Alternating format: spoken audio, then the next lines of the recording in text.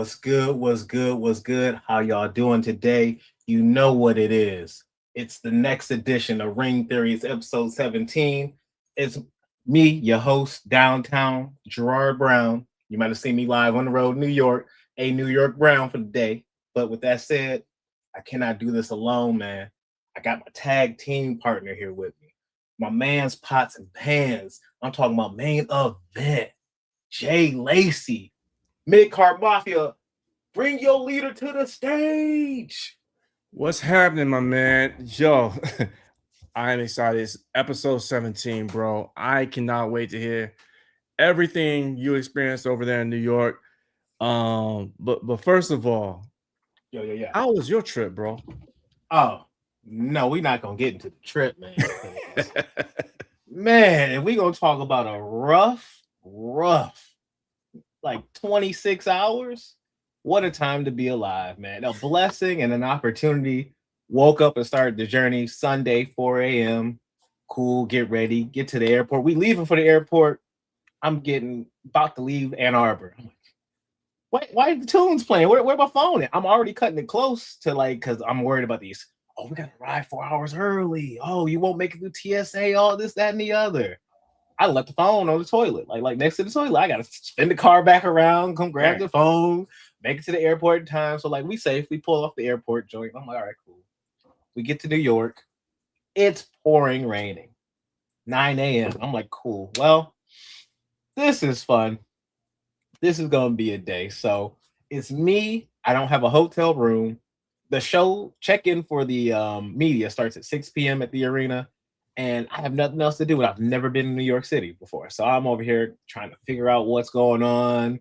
I'm landing at LaGuardia because there are multiple airports. That's crazy to me. That close of vicinity to have the big of major airports with JFK and LaGuardia, super cool. So landed in at LaGuardia, got off the airport grounds, made my way to Manhattan via the subway system. Hey, smooth transit. Cannot complain at this point. I'm so far just a little damp, but it could be worse. I get to Times Square. I'm like, I've never been. Hey, look, I played Spider-Man games here. I played GTA, and they did super cool. And man, this just starts pouring and pouring and pouring. And I'm like, what's happening, fam? And I'm just jumping in and out of stores and dipping in and out. And I'm like, what is this? Like, I'm trying to stay dry. I'm getting soaked more and more. I'm staying out. I'm like, cool. I find myself a mall. I chill out in this mall for a little bit. Okay, cool. It's showtime. We get to the arena. I'm like, oh, when we get in this arena, well, Ray has said, hey, make sure you link up with John Kleinchester. Make sure you can give him a shout, and maybe you all could like tag team some stuff together at the show. And I'm like, glad that Ray gave me that shout because John Kleinchester would be somebody who I would link up with at the arena. But arriving to the arena, I get to the arena, I'm coming off the subway car, and then you just see this line. And I'm like, oh, that's for the show.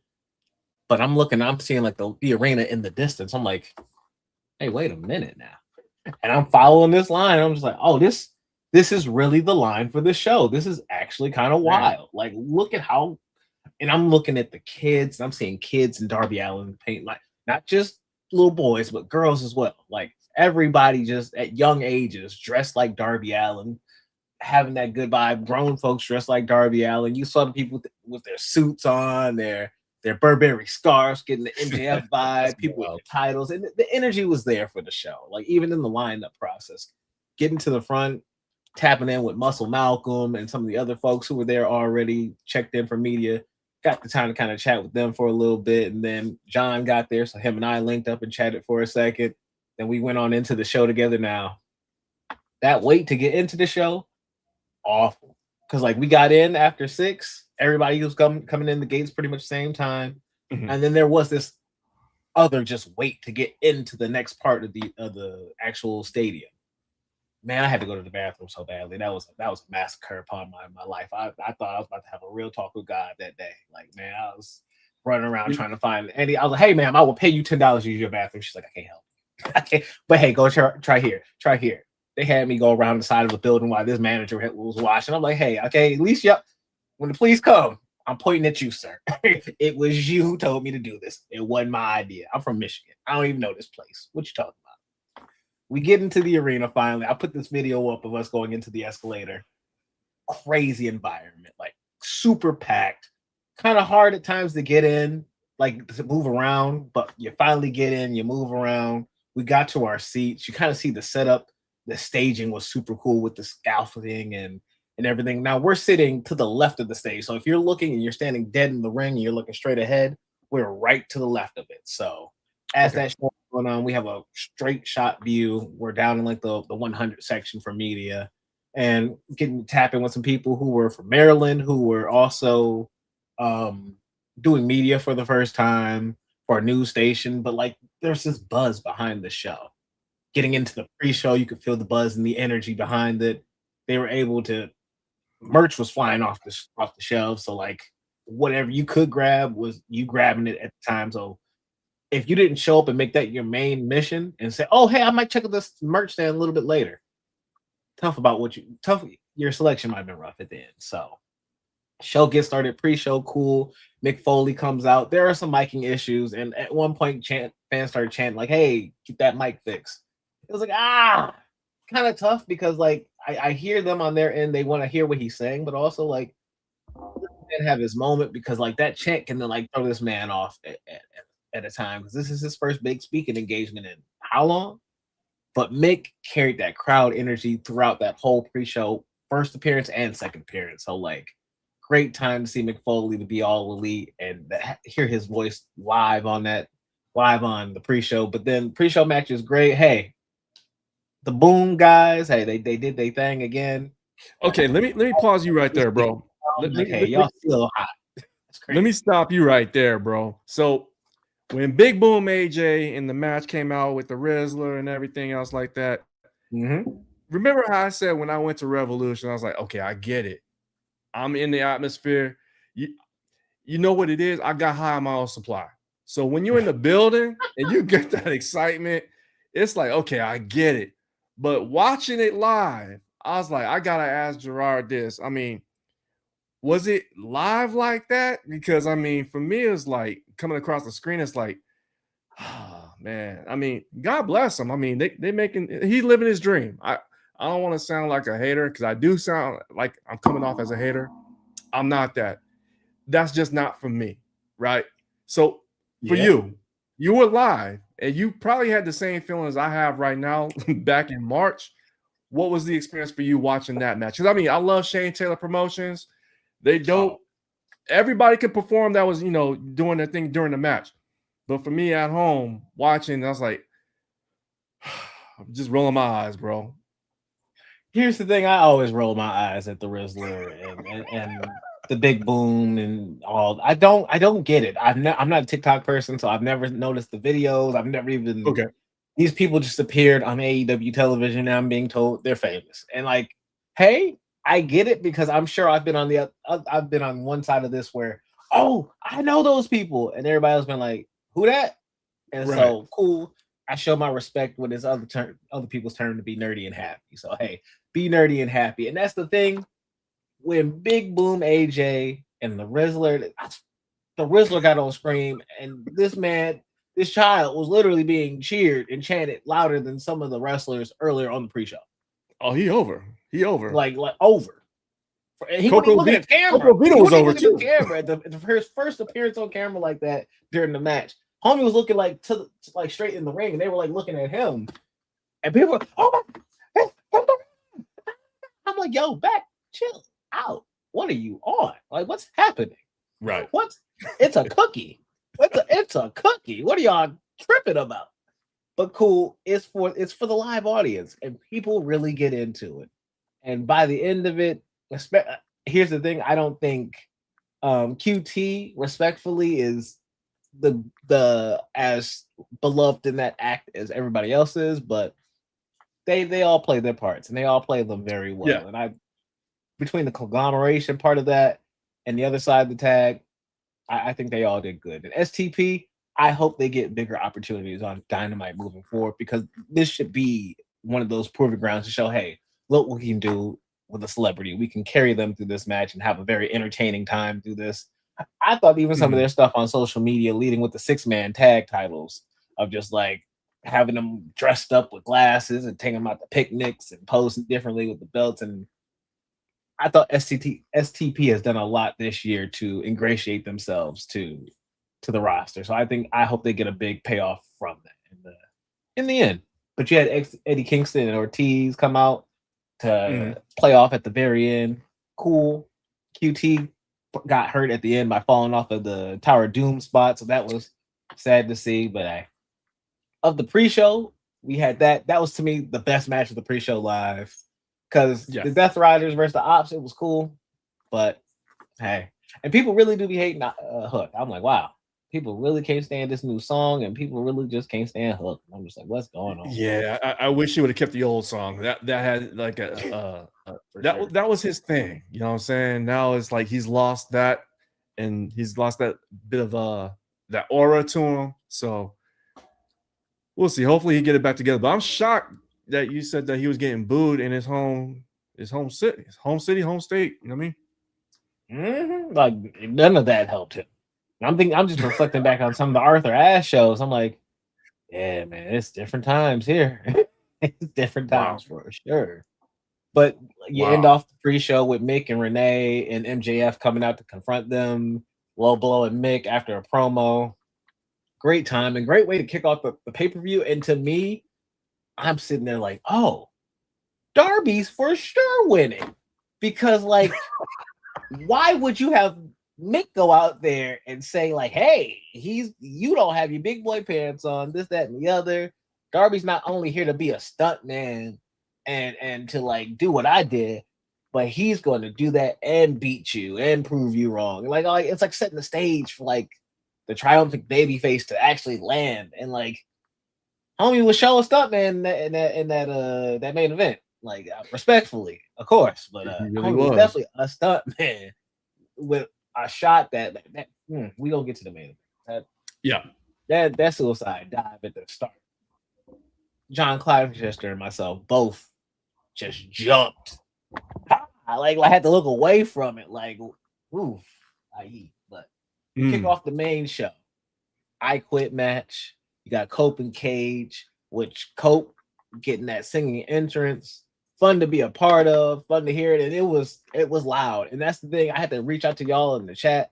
I'm like, with this being an open air stadium, with the sides of the stadium being open, even though the roof was closed, and we're gonna get into the main complaint I had of the whole show at the very end of the card, because I want to pay this card the respect it deserves, because what a show it was. But we're gonna get to my main issue later on. But FTR versus Cope and Cage, they slung this man to the ring. Cage came on down to the ring. FTR did they thing, and I mean, from the barbed wire rope spots all the way down to setting up fire and almost having a WrestleMania 22 call with that table on fire, like after Mick just left the ring, and you got the other half of that match right here in the match currently. What a thing to see. So Cope and Cage finally get the tag team titles, securing that win, and also moving on in this feud, which, if I'm keeping a buck with you, I think WrestleMania 2000, that triangle ladder match that we saw between the Dudley Boys, the Hardy Boys, and Edge and Christian, I think we're building our way straight to that. But instead, in 2026 is going to be at All In, Wembley Stadium, because what better place to have a stadium match of this ladder match with Cope and Cage, the Young Bucks, and FTR, because FTR are not done with these boys yet. I know this was an I Quit match and it can feel very definitive. It's going to be a hot break. Cope and Cage going to defend the belts against a few other folks. And at Redemption, the newly announced Montreal pay-per-view for AEW, I do believe there's going to be the Young Bucks versus Cope and Cage for the tag team titles at that pay-per-view. So, hey, lock in, get ready, and I'm sure FTR will return at the end of that pay-per-view to start that final build for All In. So, hey, great come out of this match. How did you feel about this match at home, man? Man, we did the watch-along simultaneously, and I said throughout, and this is going to be a through line throughout the entire show, man, I'm jealous of Girard. Because, I mean, the crowd stayed at a certain level, like literally from the starting pyro to like the end of the main event. You guys, like I said, that crowd was, loud. And honestly, I didn't know like it was an open air stadium. I mean, I should have known. I mean, it's a tennis arena, right? Tennis stadium. I had no idea. And so, spoiler alert, when you text and say it's 58 degrees in here, I was like, dang, you must be under a vent or something. I mean, that's crazy. You know what I'm saying? But this crowd for this match, I mean, they had a whole bunch of different callbacks. Beth coming out, and when she took the bump on the steps, I thought she legit got hurt, bro. She still got it. She was selling like a champ.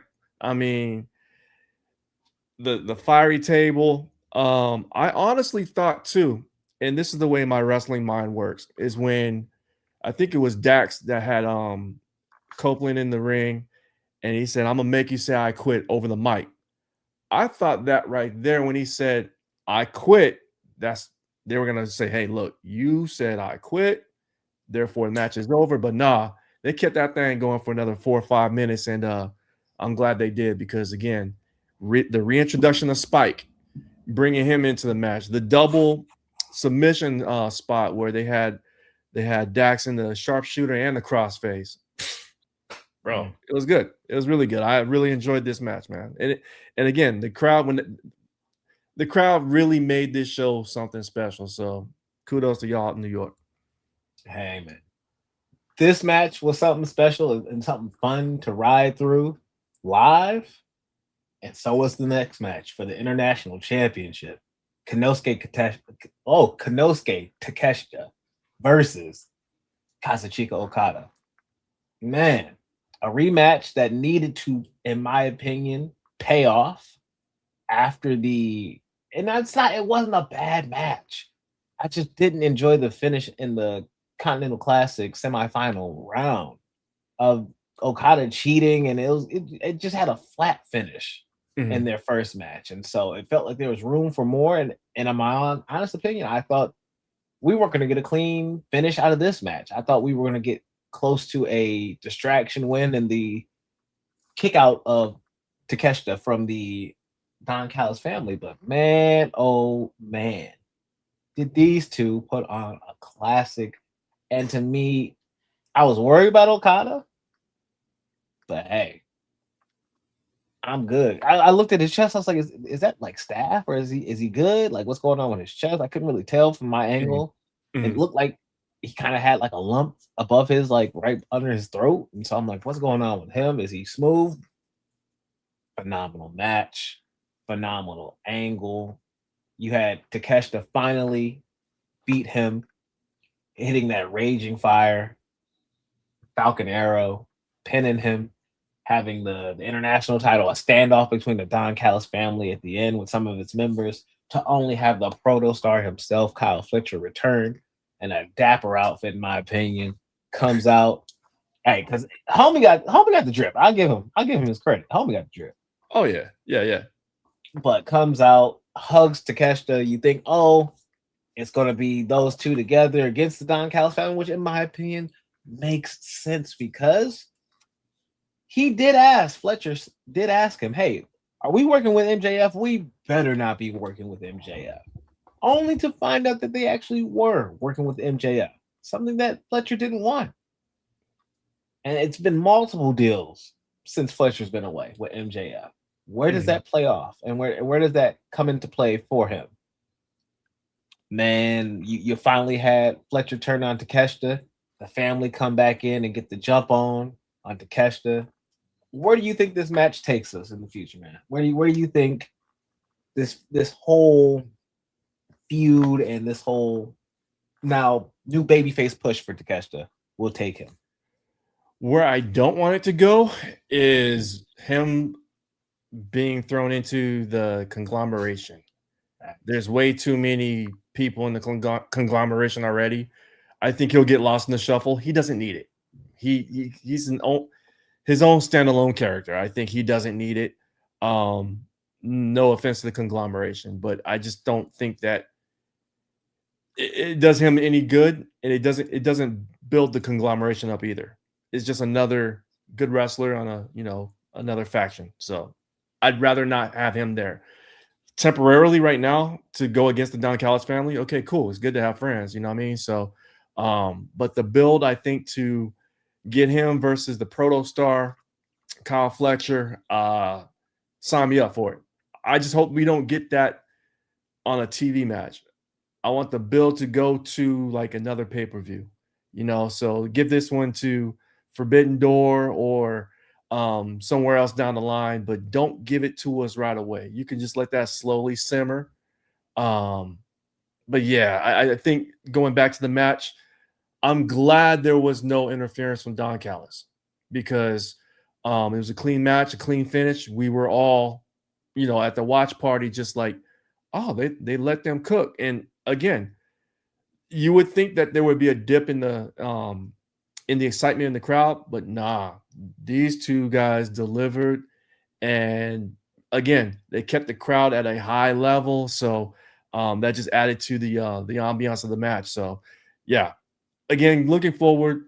Glad Kyle Fletcher is back. I didn't know how long he was going to be out, so it was a pleasant surprise watching him drop, come down to the ring, only to swerve everybody and put the boots to Takeshita. So again, can't wait to see what happens in the future with this. But hey, we got some great matches coming forward, a lot of good builds with this roster. So I agree, man. And I'm looking at it like this. When I see the future of this, I think at All In, we get Fletcher versus Takeshita versus Okada. Ooh. International title triple threat. That match to me feeds because at this point, I do think we are getting to the point where I don't think Takeshita and Okada can be a 1v1 anymore at All In Wembley. Mm-hmm. To stretch it out that far, I don't know if they have the room for it. They could. They can leave Okada away for a while and then bring him back. But I like the story of like this conflict amongst the three of them finally boiling over and colliding at All In Wembley, which, I have to have my moment. I have to have my moment from Okada. The same with Takeshita. Like I'm done with y'all.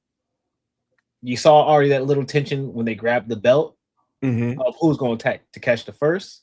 I think the same thing is going to happen over time, and it's going to be now wanting that belt and who's going to win that belt from him first. What do you think? Nice. Speaking of triple threats, we got the third leg of the table right here. He's 1/3 of the unofficial House of Black. He is two-way Ray. Ray, come on up to the stage, sir.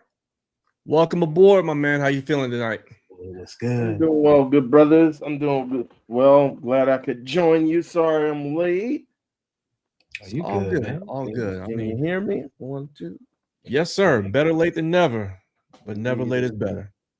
That is true. That is true. And I was just about to put in a private chat, but then you spotted me already. So yes, sir. Just looking for that opening. You know what I mean? So ejecto Cito cuts. So Girard, going back to your experience with AEW, the next match. We have Athena. Might be. Yeah, Athena versus Mina Shirakawa. The opening, the quarterfinal, opening round of the Owen Hart tournament. This match replacing the Willow Nightingale versus Alex Windsor match that was going to take place on this pay-per-view due to Willow Nightingale. R.I.P. We're going to see you soon. You ain't dead, but you'll be back. Shoulder injury took her out for a little while, so she had to relinquish not only the TBS title, but also her place in this tournament with a wild card coming up. But Athena battling Mina, she was able to get the win in a smooth match that after my biggest note that I noticed during this match is when they tried to have Athena pose for the title, that's basically directly at our feet. And so we're looking down at this. She can't be seen. Like we can't see her because of all the smoke. And then we noticed on the camera feed, you couldn't see the trophy. You could barely see her title. She's just standing there kind of by it, posing on a podium. They ended up having to move the trophy all the way to the Death Rider entrance side. just to get away from the smoke by that point, just to kind of have some visual shots on the belt, on the Owen Cup moving forward. So, interesting with the smoke and whatnot, but I think that's also due to that open air part of it and that blowing the smoke in certain directions that they couldn't even control. But how did you feel about this match? Any notes, any feedback, gentlemen? I'll go and go first. Again, it's a through line. I thought the crowd was going to dip at some point. They did not do that at all. I mean, these women delivered. This match was really, really good. The one thing I should have shot this to a text to you to ask Tony Khan is, can we please get Danza Kanduro for Mina Shirakawa? Please. I mean, we got all this other licensed music from all these other wrestlers and all these artists, but she get the the karaoke version of that song, and it's like, come on, bro. Come on, man. She deserves better, you know.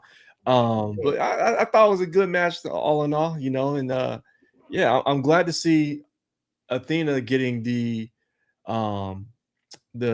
to the main stage. You know what I mean? She's been on ROH killing it for the last 1,200 plus days. So it's about time she gets some shine in the AEW spotlight, and she delivered. She proved once again why she's she should be considered one of the best female wrestlers, if not best wrestlers in the world, period. And I'm glad she got the spotlight to showcase what she can do. Good. How about you, Ray? Yeah, same here. If you all were able to, I didn't do this live, but I was able to tack it on not only as a separate portion on the patreon.com/Nefarious Media Network, but I was also able to add it on to the last Ring Theories episode for those who listen via podcast. When I was talking about my time, well, no, my bad. I'm talking about Dynamite. But when I went to go see Ring of Honor, I'm all off on a different tangent, but still, go ahead, patreon.com/Nefarious Media Network. Go ahead and catch yourself. We're trying to put up new exclusive content only on the Patreon, so catch that when you can. But ROH Supercard of Honor, when I was at the presser and I was asking Athena, just how are you going to break through? You've already done all the stuff that anybody could ever ask for in ROH. How are you going to break through in AEW? And at one point, she was, I think, on one hand, she was giving kind of kayfabe answers, but on another hand, like, I could really feel the energy from her and just letting everybody know that she feels that she's the best, and she feels like things just haven't gone her way in AEW the way they've gone her way in ROH. So she wanted to prove without a shadow of a doubt that she's the cream of the crop, not only in ROH, but also in AEW. So I think this was a stand and prove match for her. And I really, Mina Shirakawa, I was not familiar with your game. I was familiar with the outside, baby. But she put it down as far as the ring is concerned, and as far as just her abilities inside that square circle is concerned. She is phenomenal, and they just had a heck of a match. Like Brother Jay said, we were just like, man, where is the downtime? There ain't gonna be no popcorn match, ain't gonna be no bathroom match. We just gonna keep it held in until it's time for the main event. So I thought it was a tremendous match, and I second Jay's idea. Get rid of that bootleg version and get the real thing. You could pay for, I literally said this on the watch along, Girard. I said you could pay for Metallica. This was before the doggone Stadium Stampede. Before the Stadium Stampede, I said you could pay for Metallica, but you can't pay Don Omar for this doggone Danzo Kuduro. And what they do, they went ahead, doggone Jericho and them had Metallica. So you pay multiple times for Metallica, but you can't give a check for Don Omar. How dare you, Tony Khan? What you can't be racist against Puerto Ricans, Tony Khan. Not in New York, brother. No, let me calm down. Let me calm down. But I thought it was a terrific match, and even though it was predictable in my eyes, I thought Athena was going to win. They still had a heck of a match. So shout out to those ladies.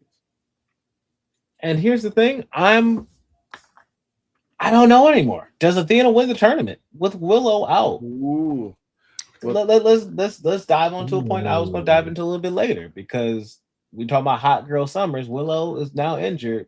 She's now out, dropping that TBS title, and out that who's in that wild card spot. And is this the entry for Mercedes Moné to have her hot girl summer? Is she the wild card, or do you think she'll come back on July 15th in Boston? Boston. Oh, okay, Jay. You say Boston. Yeah, I don't see her as the easy thing to do would be to fill her in as the wild card. Yeah, that's predictable. Just hold it off until the Boston show. Have her return there. She'll get mad love in their hometown. So yeah, I would just hold it off. I don't know. I haven't figured out or even thought about who the wild card could be. But yeah, I would hold off on bringing Mercedes Moné back. But we still have to have the conversation about the TBS title, right? So yeah, how are they going to figure that out? They're going to have another tournament. Is the women's bracket of this tournament going to be the only Owen Hart winner and the TBS champion? How are we going to do that?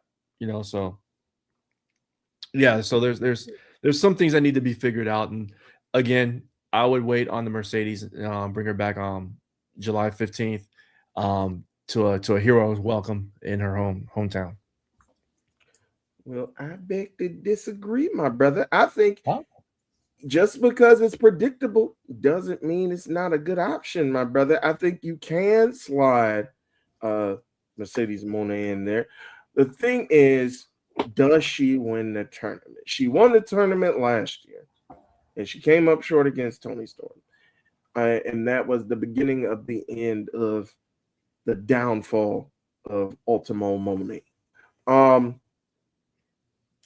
I think if you want to bring her back, on one hand, again, I'm going with on one hand and on the other hand. On one hand, you want to bring her back and you want to just push her to the moon, straight to the world title.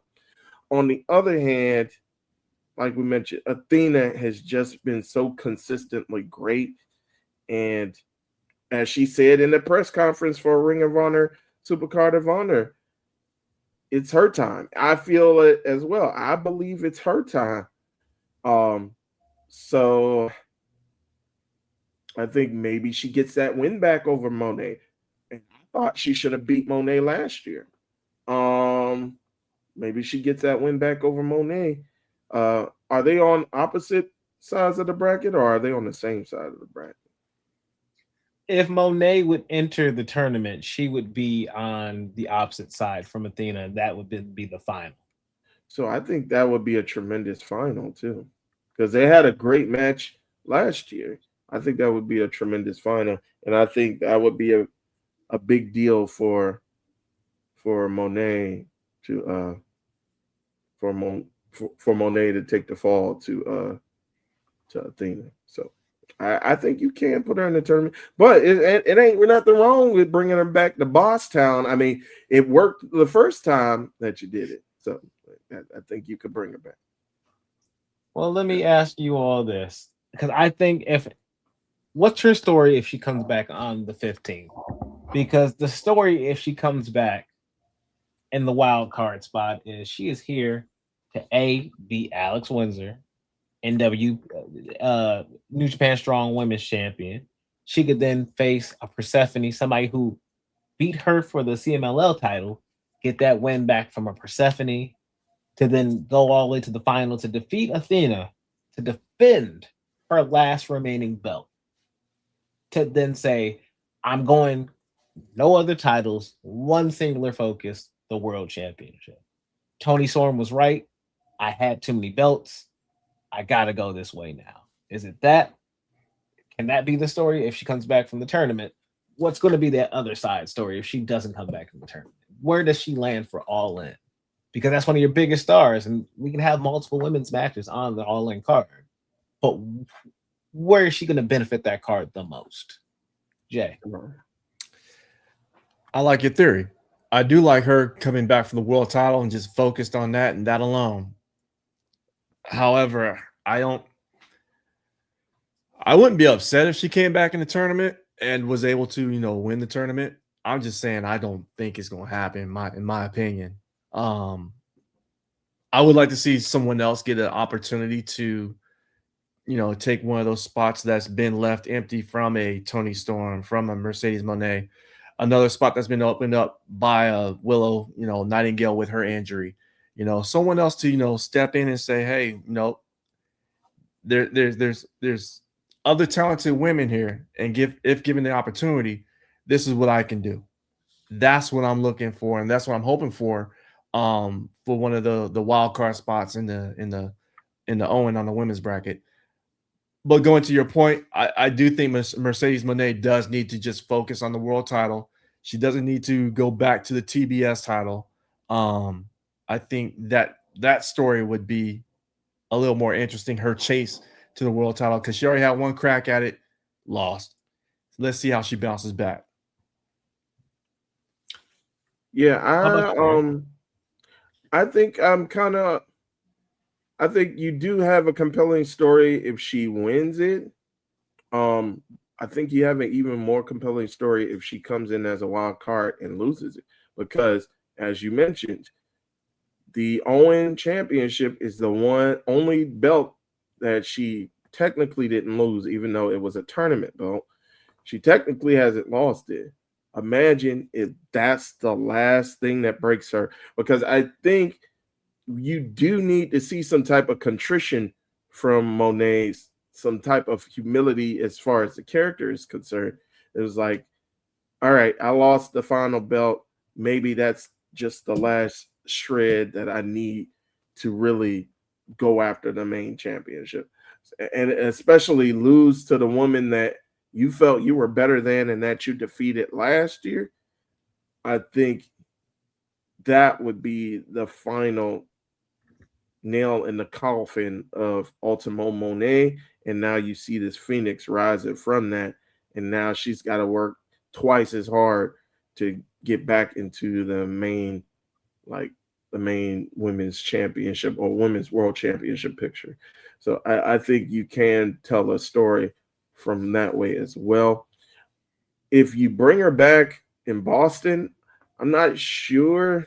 I mean, maybe if Athena still ends up winning, maybe you could tell that story of, Athena, you never beat me.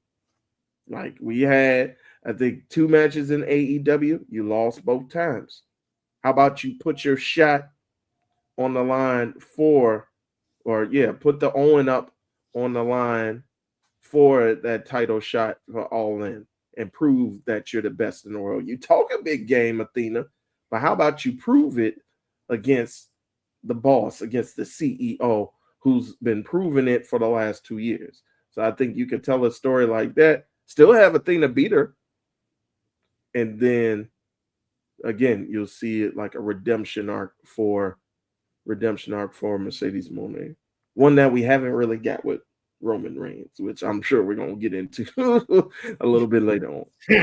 Well, here's the thing: I really don't want my villains redeemed. You know what I'm saying? If you're gonna be bad, be all the way bad. So the way I would love to see Mercedes go is she debuts on the on the 15th of July. She interrupts Tekla, and she stakes her claim to, hey, you be all these other ones, but you ain't seen me. You got to see the CEO. So she stakes her claim to a shot that way. Forget the Owen. She already did that. Respectfully, she already did that, right? So why not just do what bosses do what CEOs do? Get to the front of the line, talk to the champ, issue a challenge, and go from there. Because, I mean, that would cook right there. Her and Tekla, I'm telling you, bro. Why even go through all these middle people? You know what I'm saying? She's already beat them. So, hey, Mercedes versus Tekla, that's what I'm here for. Your match can happen. It could easily happen at Redemption. She comes back on the 15th. Redemption's on the 26th. There's a pay-per-view called Redemption? AEW Redemption in Montreal, Quebec, July 26th. Brand new. Ooh. And expect Kenny Omega to take that title from MJF. Oh, I don't sure cook hope. It's literally in the name. Oh, you're going too fast, brother. We haven't even got to the main event yet. Cooking. But hey, that's the tea. So if you talking about her getting that shot and coming back on the 15th, I can see that happening. You know, if she doesn't come back on the 15th, and it's like, where is she? I could see if she had no involvement with the wild card spot. One last option is she comes back in the Casino Gauntlet in Wembley as a surprise and wins that match. That's where she debuted. That's where they showed her on camera the first time too. So In Wembley, full circle. Coming back to get that belt. But see, here's the thing. Do you want her winning the belt in Wembley? Or do you want her winning a shot for the belt in Wembley? I personally rather her win the belt in Wembley and have that full circle moment from 2 years ago to now. But I digress. We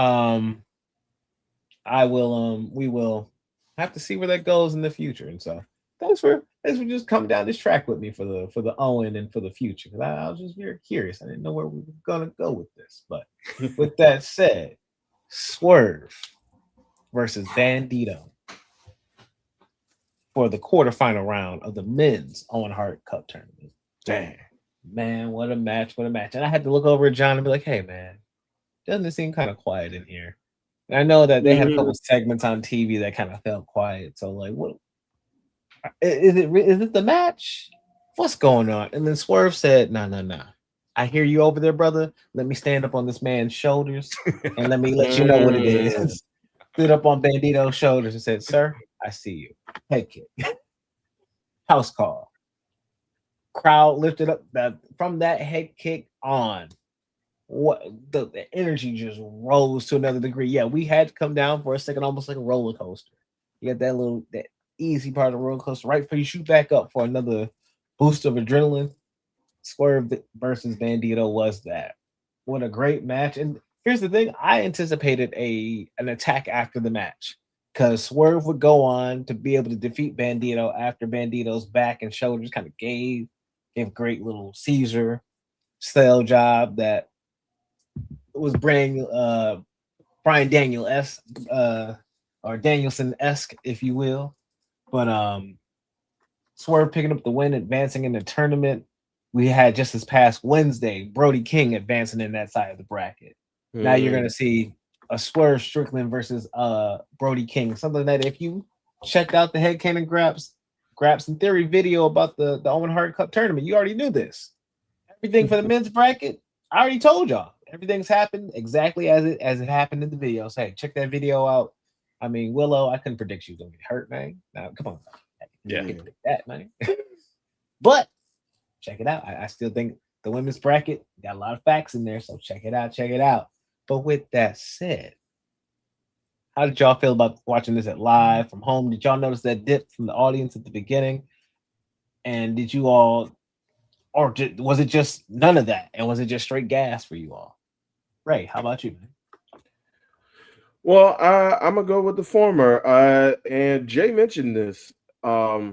Once he stood up on that man's shoulders and punted that man in the face, like we heard the crowd audibly get back into it. So, and again, we were kind of wondering, like, when is this crowd gonna come down? Because, like you said, we had already 3 fire matches in at the beginning of the pay-per-view. So yeah, I think the guys did need to kind of fill each other out. But yeah, like you said, once he stood up on that man's shoulders and delivered that doggone head kick, that swerve stomp, well, not a swerve stomp, but the house call, it was just crazy. Now, Brother Jay also mentioned one thing, and I'll put it to you, Brother Girard. Bandito was just showing out. Do you feel like Bandito might be the strongest wrestler pound for pound, not only in AEW but in pro wrestling? Because this guy, like, if you could carry like that amount of mass like on your shoulders, literally. Like if you could pick guys up, deadlift grown men into a doggone 21 plex, like it's crazy. I had one guy, and you might mention them, but I had one guy that's probably above him. But other than that, I could not dispute that much more as far as Bandito possibly being the strongest wrestler, like pound for pound. What do you think? I gotta go with Claudio. Like, I Yeah. think Claudio has always been. I've seen Claudio do some stuff over the years. It just flabbergasted me. So Claudio's always got that pound for pound raw strength, but Bandito has captivated me with as his size. Just seeing his, because he's not small, but like he's also not the biggest person. And for him to be pulling off some of those power spots with people who are much bigger than him size wise, when he held up Swerve with one hand, crazy. She was like, wow, how you, man, this man is strong. So no, I get the pound for pound strength that he has, but he ain't number one in my opinion. That's Claudio. Yeah. How about you, Jay? Had to ask the question because I mean, seeing this guy in real time, picking up Swerve, who's not a small man at all, just a grown man, just suplexing and all the different, maneuvers that they were doing. It's like, okay, this guy is just like deadlifting a full grown man, like like you would pick up a child. You know what I'm saying? And that's why I was like, okay, this guy is. I gotta ask the question: what pound for pound strength? Who he's got to be in the conversation. You know what I'm saying? In terms of the match, there was a little bit of it got a little quiet, but that was expected because I mean, we like what 4 or 5 matches deep into the main card, so that was expected. But again, once you get Swerve climbs that man's shoulders, does the house call, and then they go into the closing sequence. Dang, it's like y'all didn't. The crowd didn't drop at all. The crowd did not drop at all. So, yeah, I thought it was like one of the better. If I'd say one of my top 3 matches of the night. So I liked it that much. I mean, both competitors are superior athletes. I mean, they're above average athletes, and yeah, they were able to showcase it. I agree. And so to see Swerve, I'm shocked that we didn't get an injury angle because we got it on Dynamite previous to the pre Double or Nothing tease of a vertebrae on a steel chair. So whether it's cinder block, steel chair, whatever it could have been, I thought Swerve was still, though he hit it in the closing sequence of the match, I thought he's gonna hit another definitive one on some type of surface to give injury to Bandito and to also give you that emotional wave of Brody coming out to save his partner and to give him that in his quarterfinal match to push him past Claudio. Now, him and Claudio had a hard hitting strike exchange for the most part on Dynamite. So wasn't fair, but Brody will be facing Swerve at the next round. Do you have Swerve moving on to the final? Does Brody somehow get past? How about you, Jay? I think the more interesting match would be to watch Swerve versus Ospreay. Yes. Not to say that Brody King versus Ospreay wouldn't be good, but I think the more there's history between Ospreay and Swerve, and you can tap in and revisit that. And I think it would be a spectacular match. So I think it's going to be like we called earlier, Swerve versus Ospreay. I love it. How about you, Ray? Yeah, I'm totally on board with that. Swerve versus Ospreay all the way. You got history there, especially with the world title picture. Yeah, I'm all for it. I have nothing else to say. Cool. If y'all like it, I love it. And what else I love is Will Ospreay versus Samoa Joe. What a fun match. What a nice opening. And you know what? No better time, no better place. I said I was going to get through the whole card. I lied. The worst part of this show, the worst part about being in this whole experience, you heard me telling earlier, it was raining outside. You heard me say it earlier. It's an open air stadium. So you might say, hey, Girard, you were out in the rain all day. Couldn't have been that warm in the arena now, was it? By God, by George. I thought I was going to see Jesus by the end of this show. I was freezing so damn badly. I can't feel my toes because I'm drenched in water. I've been in New York since 9 a.m. in the rain. It is now mid-show, and I'm sitting completely still. Yeah, I got my raincoat on. I done bumped into Braden and Davey. Braden over here, like, I'm glad, Dave, you told me to grab a jacket because, man, I was about to come out here in a shirt, just a straight shirt. I was about to be looking foolish with me in my t-shirt. All bad. So, nah, that's just it. Everybody was caught off guard by the setup of the stadium. Like, I didn't know what that was going to be like. And bless it to a Samoa Joe. Bless it to a Tekla. Bless it to whoever else came out prior to that I can't think of currently. Because everybody who had fire in their entrance, I mean, we're right next to the fire. It's just that it's the walk down steps, and then it's us. So literally, every time somebody came out, I'm like, just stand your ass at the top of the ramp, please. Don't just hit the flame. Just I'm on the video game. You can now control most of these games. They let you play with the pyro while somebody comes out. I'm hitting that pyro button as much as I can. I'm like, hit that fire out. Oh my God. It's like a whole nother, it's like changing the game completely. It's as if I'm being teleported to a metropolis of just heat and warmth. I'm like, oh, hey, this is like, oh no, where's it going? Please, Joe, come back. Joe. I'm doing whatever I can to survive. I'm over here rubbing my feet together. Between each match, I'm taking a lap around because it ain't that big of a place. So I'm taking a lap around just to try to keep myself warm. It's I'm over here using survival instincts. And it is double or nothing. Because if I don't double it up, I ain't making it home. It was too cold. Like, hey, Tony, give us some free hand warmers, something. Hey, y'all gave us ice cream bars at one of the shows. Give us some free hand warmers at the next one. I respectfully, of course. Like, it's cold out there, man. I'm trying to cheer, and that's the thing. The energy did not dip for that show. If you look at my note sheet for Double or Nothing, you see at the start of the show, it's like profuse notes, and as the show goes on, it's just whoever wins. Because I couldn't even feel my fingertips by the end of it. I was like, yo, homie, like and I don't get to go into the airport until 4 a.m. So I gotta kill time until 4 after this. I'm like, yo, what's happening? Man. But I digress because this match gave me some heat to stay warm.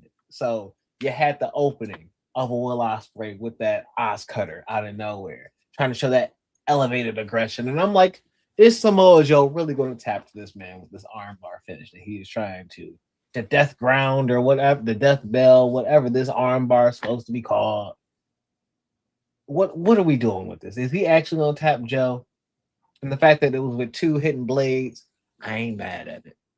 I'm glad it wasn't 3 hidden blades because I thought when Samoa Joe and Hangman had their feud earlier this year and it was 3 buckshots to put the man down, I'm like, hey, I love that we giving Joe that boost. Like, just like in this scenario, we're giving Joe that boost in the loss, but also let's not bastardize our finish, okay? Let's give our finish a little respect. So I think a justifiable and a good win, show of aggression, Will advancing forward to have even a more story-rich match against Mark Davis, who beat Jack Perry on this week's Dynamite.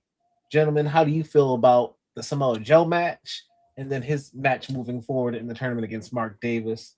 And we can kick this off with Jay.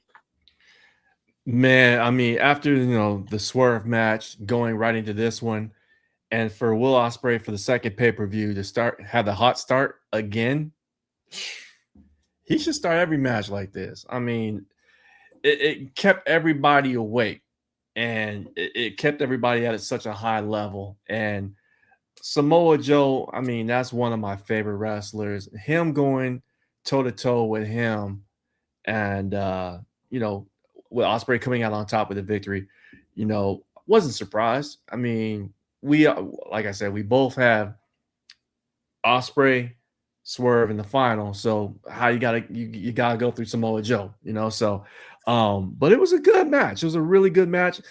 Seeing Samoa Joe motivated at this stage in his career and putting on these types of matches, especially with a talented individual like a Will Ospreay, man, it's just like you hate to see Joe leave, but he's going to film another movie, do a TV show or whatever, going away for a little bit.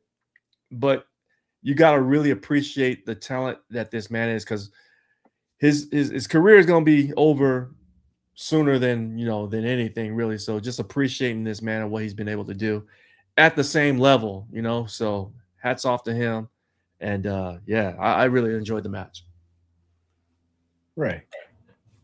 Yep. Same here. Again, you're telling a bit of a story from past storylines with these guys being united. So, and I think you're trying to tell of the evolution of Will Ospreay as well. I thought it was a decent match. It was a decent match. Of course, you got one of the best wrestlers in the world, if not the best wrestler in the world, Will Ospreay. And to Jay's point, Samoa Joe is one of my top 5, if not top 3, best wrestlers or favorite wrestlers of all time. So you just got guys with terrific chemistry who went after each other, and it was a great match. It kind of like at the start, I thought that Ospreay, like he started, I believe, I don't know if it was the last pay-per-view at Revolution where he started automatically with the with the hidden blade. I thought it was going to be something similar to that. He did come out and try to jump on Joe right off the gate, and I think kind of Joe kind of swatted him away a bit and kind of worked his style. But I think both men complemented each other very well, and I thought it was a good match. I thought it was a really good match. Good. I mean, here's my thing. I'm looking at it like this.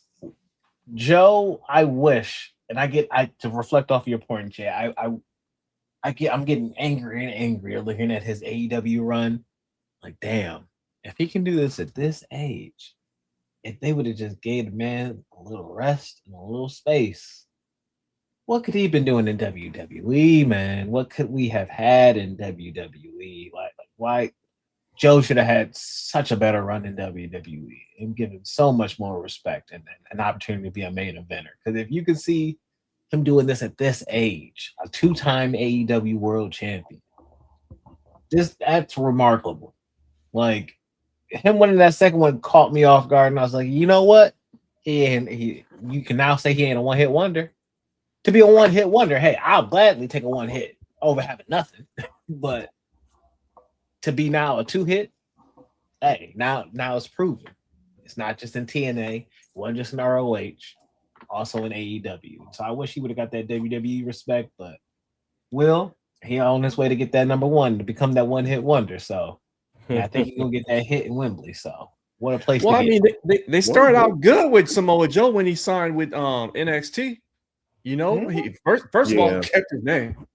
His name, had merchandise with his name on it. Was a 2-time NXT champ, first 2-time NXT champ. So they had the blueprint to do it. It's just like when he got called to the main roster, whoever was in charge at the time just didn't see that in him. So we got what we got, And fortunately, we were able to see glimpses of it, but he had to bounce. He had to go to AEW, and I'm glad that at this point in his career, to your point, Girard, he is delivering. He's still got that resume to stake claim of being one of the top performers to ever do this. So kudos to him. Kudos to AEW and recognizing and letting him be him and do his thing. And to add to that, I think not only was it maybe the people at the top of the food chain or the people in the office weren't behind Samoa Joe, but also he was just riddled with injuries. Injuries that he couldn't even help. Like, he got injured on the set of a commercial.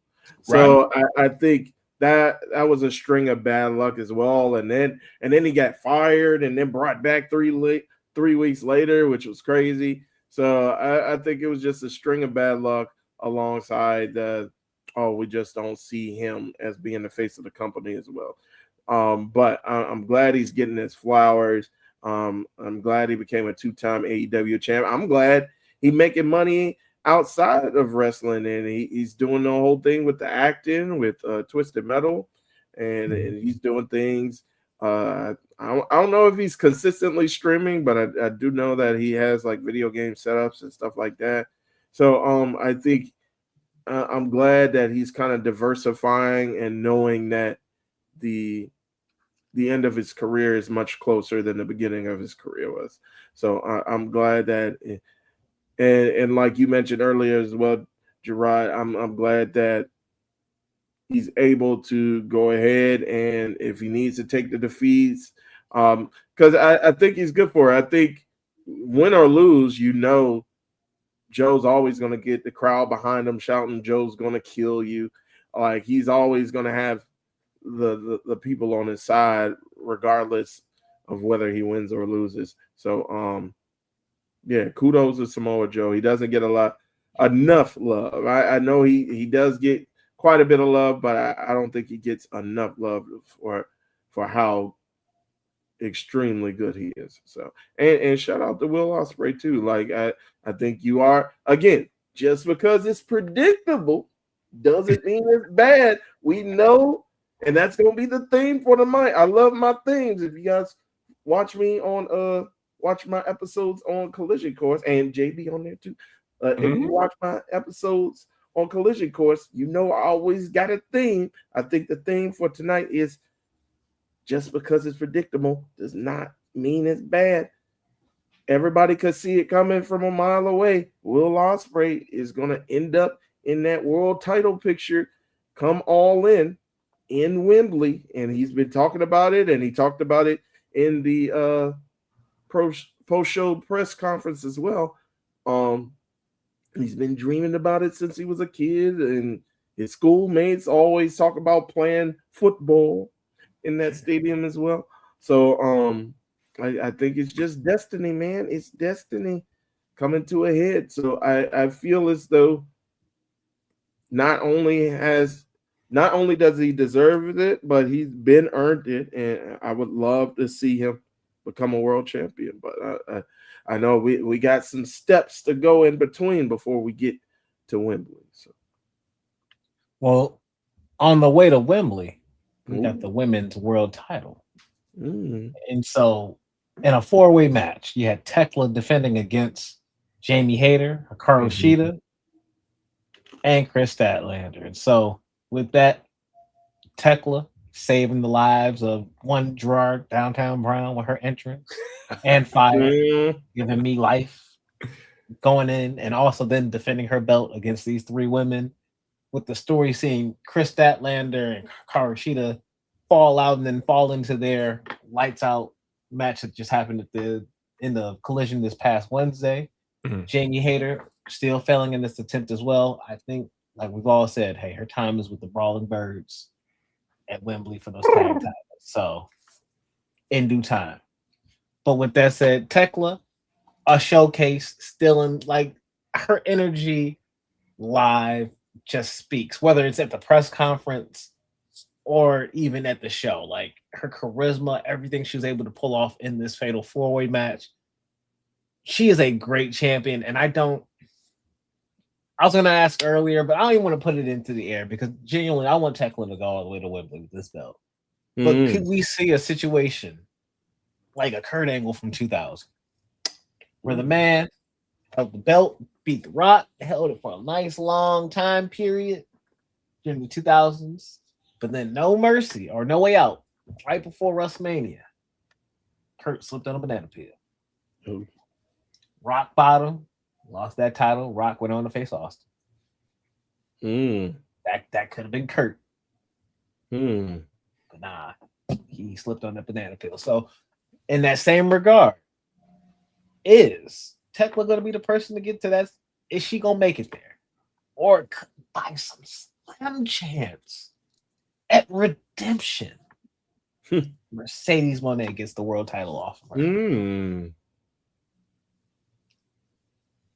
I could go ahead and start. If you don't mind, Brother G. The floor is yours.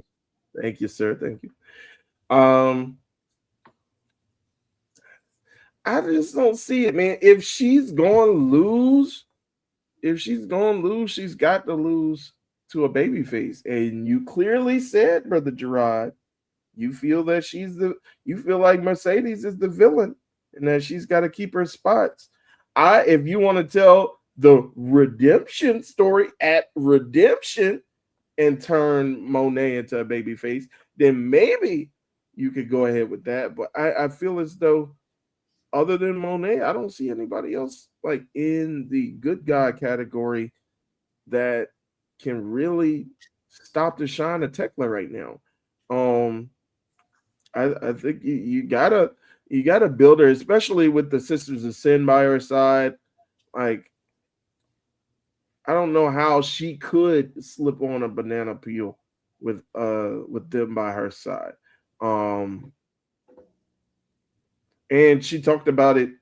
I think even prior to the match, she talked about it. Tekla did with Renee when she was doing the up close, the AEW up close, and she pretty much had it figured out in mind. She's like, well, Sheeta and Stat are going to take each other out, which leaves me to Jamie Hayter, and I've beaten Jamie Hayter before. I could do it again. So I think even without the Sisters of Sin, I think the character of Tekla is so calculating. Like she has the match won. It's the game's chess, not checkers. She has every spot like ahead of her already figured out before her opponent even makes her first move. So I think it's going to be really tough to get that belt off her before you get to All In. You might say she's very calculated, like a spider. Shouts out to the spider. But with that, what you know where spiders couldn't hide? During the Stampede. Because we had a stadium stampede taking place in Louis Armstrong Stadium. Well, that would be between. Hold on, Brother Gerard, Brother Jay. Did you get a chance to talk about whether Tekla should give up the belt or not? No. But you know, I'll keep my real brief. No worries. Like the lion stampeded right over my opinion. But I'm sorry, I honestly think that I feel some type of way if Tekla didn't hold on to the belt until the London show. And I think that she's carried herself and the championship at such a high level that I believe that she deserves to defend that title in front of that big stage there. You know what I mean? So I think again, for me, she's my wrestler, male or female, of the year so far, because I mean she's just delivered and she's very entertaining. And I'm glad you got a chance to see her at the press conference. Because she does have it. She's got charisma, she's got star qualities, she's an artiste. She's just that much of a talent beyond professional wrestling, and she's figured out her character, and it translates through the crowd, it translates through her promos. And again, I think it would be a shame if she did not get a chance to, at the biggest show of the year for your company, to defend your title. So with that being said, I want her to go to All In and at least have the chance to do that. Hopefully it happens. If not, I'm not so jaded on AEW that I would be like, okay, y'all fumbled the bag. There would have to be a good story, and I'm sure that there would be a good story to tell in case she does lose the title between now and that time. I'm not mad at it. Here's the thing. My apologies, Mufasa. I was not trying to stampede past you. I was not trying to do you like that, because your opinion about this woman matters because you are one of her biggest fans. You and Nate, big fans of her, and have touted that on the show.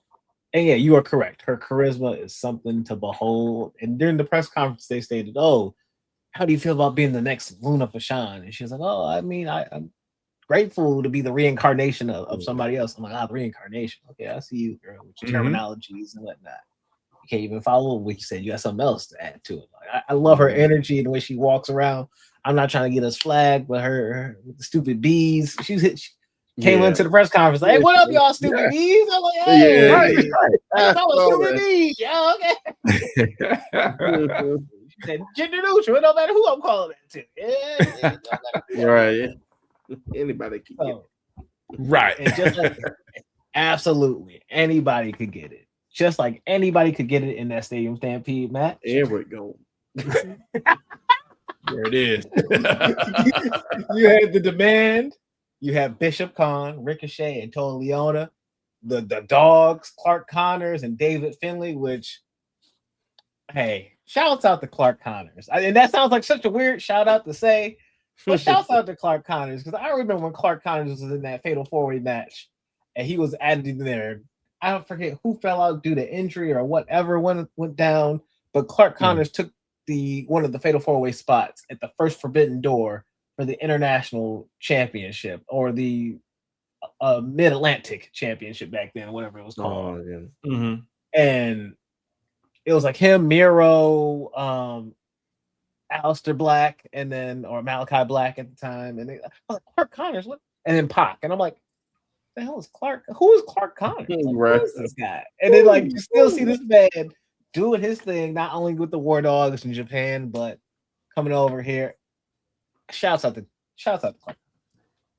So, but also, do not let me forget Andrade El Idolo and Mark Davis, the one-eyed man himself, against we gonna talk about it. The Reservoir Dogs, if you will. We too cool for school, if you will. And a Jack Perry, a Jericho, the Elite with a Matt Jackson, Nick Jackson, and a Kenny Omega coughing up the man who ain't got no lungs and cannot hold the cough in. Hey, pass it next time. Kenny, just pass it. You ain't got the smoke. With that.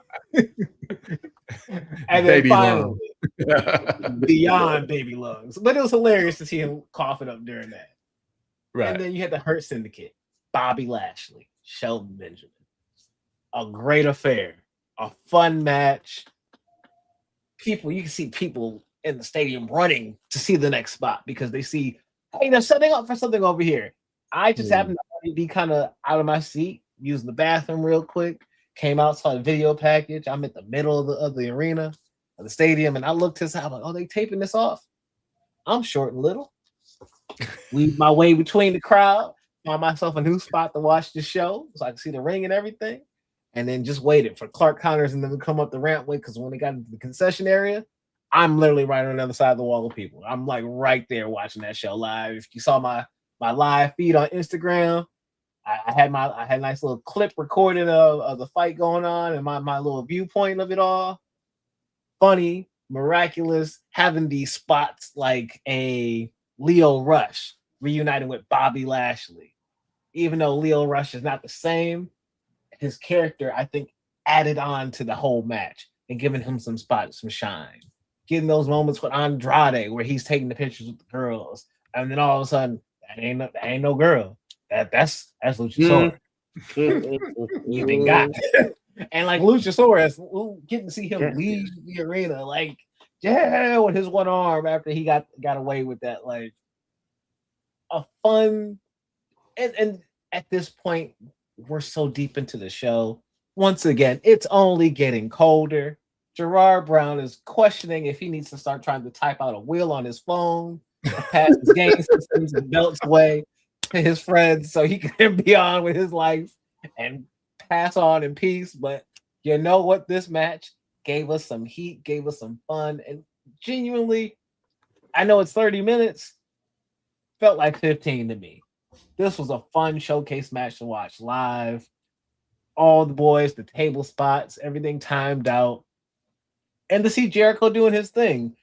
and being cheered at a massive rate. When I remember being at Dynasty when that first "Please retire" chant, and me being one of the mugs screaming "Please retire" in that ring, in that arena in St. Louis, to now see him all the way here now on the other end of that with these positive reactions. And even you look at Dynamite past Wednesday, him closing out the feud with the Demand and Ricochet by him defeating him with a lion salt. They've done the rehab project for Chris Jericho. So, gentlemen, I've said a lot of words in this match. How do you all feel about the actual showcase of Stadium Stampede? How was the viewing experience at home? Did we carry on our energy through this match and the excitement of the spots and whatnot that we saw? Were you also able to follow all the action and the food fights and everything at home as well? Jay. Yeah, during the watch along, we were just like laughing because we got the Reservoir Dogs throw, homage, we got the little the cameos, right? Satnam Singh, right? And then you had mentioned it earlier with Mark Davis with the eye injury. I saw when that happened and I just gasped because, he fell on the leg of the chair. I didn't know if it was a legit eye injury or not, but it looked real to me. So, I gasped. I saw it, right? But I think this match did exactly what it was supposed to do. Wake the crowd up, entertain, get a lot of people paid for showing up to the venue. And they delivered. I mean, it was entertaining. It was cheesy. It was comical. It was violent. And again, everybody played their role, and they did an exceptional job in it. It wasn't supposed to be taken seriously. This is what professional wrestling is. It's like you've got the violence, you've got the comedy, you've got the athleticism, you've got the bus crash. You had it all. So I think that they all did a great job in playing their roles. And again, like you said, the Jericho rehab program is working to a T, because I think if he went to WWE, his welcome would have been worn out already. And say what you will about Chris Jericho, he knows how to reinvent himself. Does he have some stinkers? Yes. But what he's doing right now is, still endearing himself to the fans, and he's able to deliver in a match where, again, you're relying on a lot of plunder, and it delivered. Ray. Yeah, totally agree. I thought all the cameos were tremendous, especially with the reuniting of Leo Rush and Bobby Lashley. I really chuckled. I really chuckled when I saw Luchasaurus with the wig on. I really chuckled when Luther came out with a giant tennis racket. Like you guys mentioned, and I think we were talking about this during the watch along as well. I think there's a difference between the Anarchy arenas and the blood and guts matches, and then the Stadium Stampedes. Even though some people just consider, Anarchy Arena is just Stadium Stampede, but in an arena. But I think they're like what the kids call not aura differences, but I think nuances. Yeah. Well, not exactly nuances, but I think vibes. They're different vibes. Okay. There it is. I think with the Anarchy and Arena, it's more serious. Like you get, like it's more like a blood feud, and similar to a blood and guts, more like blood feuds coming at each other. And it's like people are literally looking like they want to kill people. Like doggone Eddie Kingston with the iconic blood all over him with the gas can. Doggone Darby Allin with the flamethrower. Like it's like you guys are really trying to commit murder. But with the Stadium Stampede, like you mentioned, Jay, more comedic, more comical aspects to it. We get the cameos out of it, but it's still violent in its own way. But it's not trying to take focus off of, hey, we're trying to entertain you guys as well. So I thought it definitely succeeded in that. And we were kind of at the end thinking, all right, well, this is just crazy. Everything happening, and this crowd is still on their feet.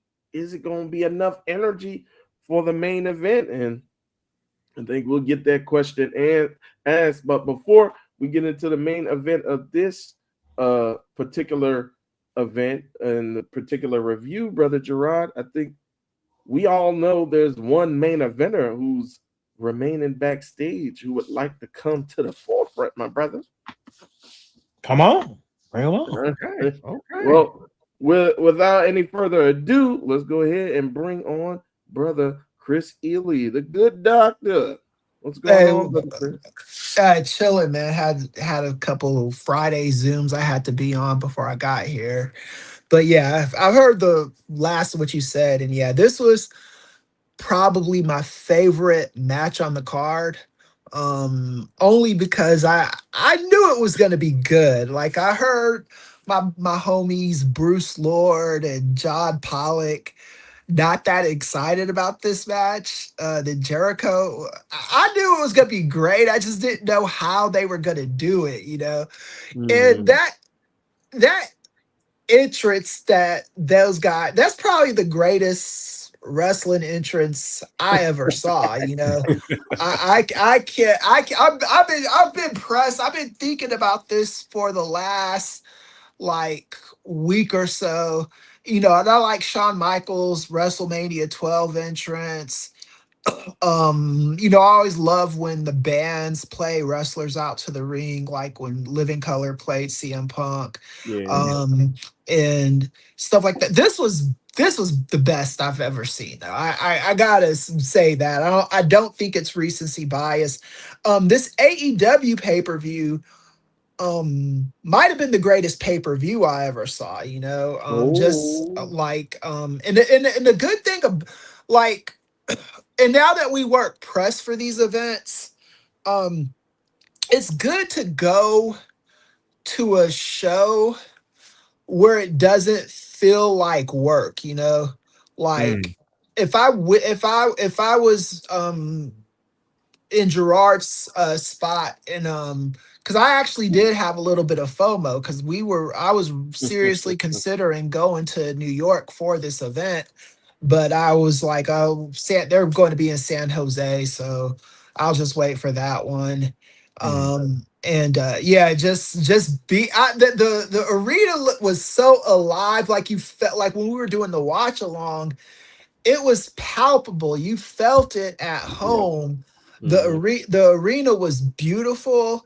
And yeah, that match, man, that was a crazy ass match. And I don't know like how they thought of this. You know, I guess they were inspired by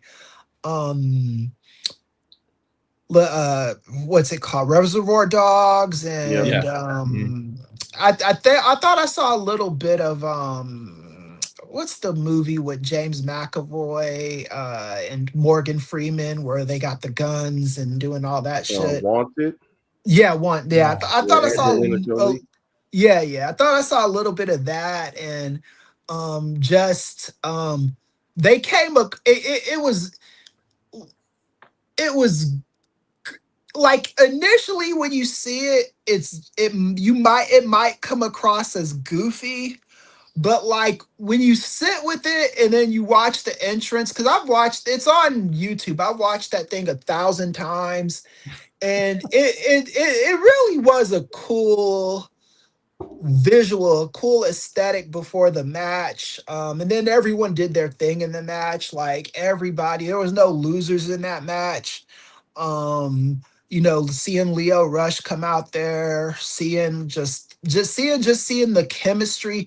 And those matches are hard to do right, you know. Anytime it's a 5-man tag team or more, it's just hard to do. The last really great one I probably saw was maybe the when DX and I think it was the Radicals and I forgot. It's a long ass time ago, but it was like one of those kind of 10-man tags. But yeah, this was that was absolutely great, man. I loved it, and yeah, and I yeah, great stuff, man. And my last point before I hand it back over is this match it felt like a cinematic match that was done live. Right, yeah, exactly. You know what I'm saying? Everything Yeah. had their go-tos, their spots. And even on the watch along, we're just like laughing. I was like, dude, this is professional wrestling. This is not insulting to our intelligence because we were thoroughly entertained. Of course, Jericho's gonna have that big racket. Of course, you know. And even like when he tried to get the tennis ball server to start, it didn't work. So what did he start doing? He started throwing the tennis ball. It just made sense, even though it didn't come off like properly or whatever. It eventually got to working, but it was one of those things like, okay, this is so goofy and so. You know, you're not supposed to take it seriously, but you're taking something.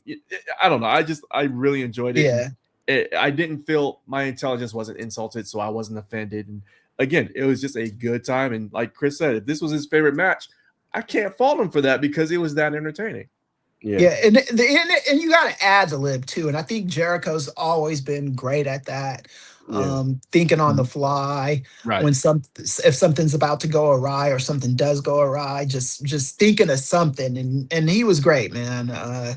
Like you said, you know, and I've never once said about Jericho that I didn't enjoy his wrestling, even when everyone was hating on him and saying go away. I was never like that, because even the MAGA shit he was adjacent to, it wasn't so egregious to where I was like, okay, I don't want to see this guy again. It wasn't like Val Venus level or anything like that. It was within the, like, you know, he didn't say anything negative about, like, you know, the trans community or the black community or anything like that. He really did keep, you know, his wife was tied to a lot of stuff, but, you know, he kept that stuff, you know, measured. So yeah, I loved it. And, you know, and like you guys, and like you said,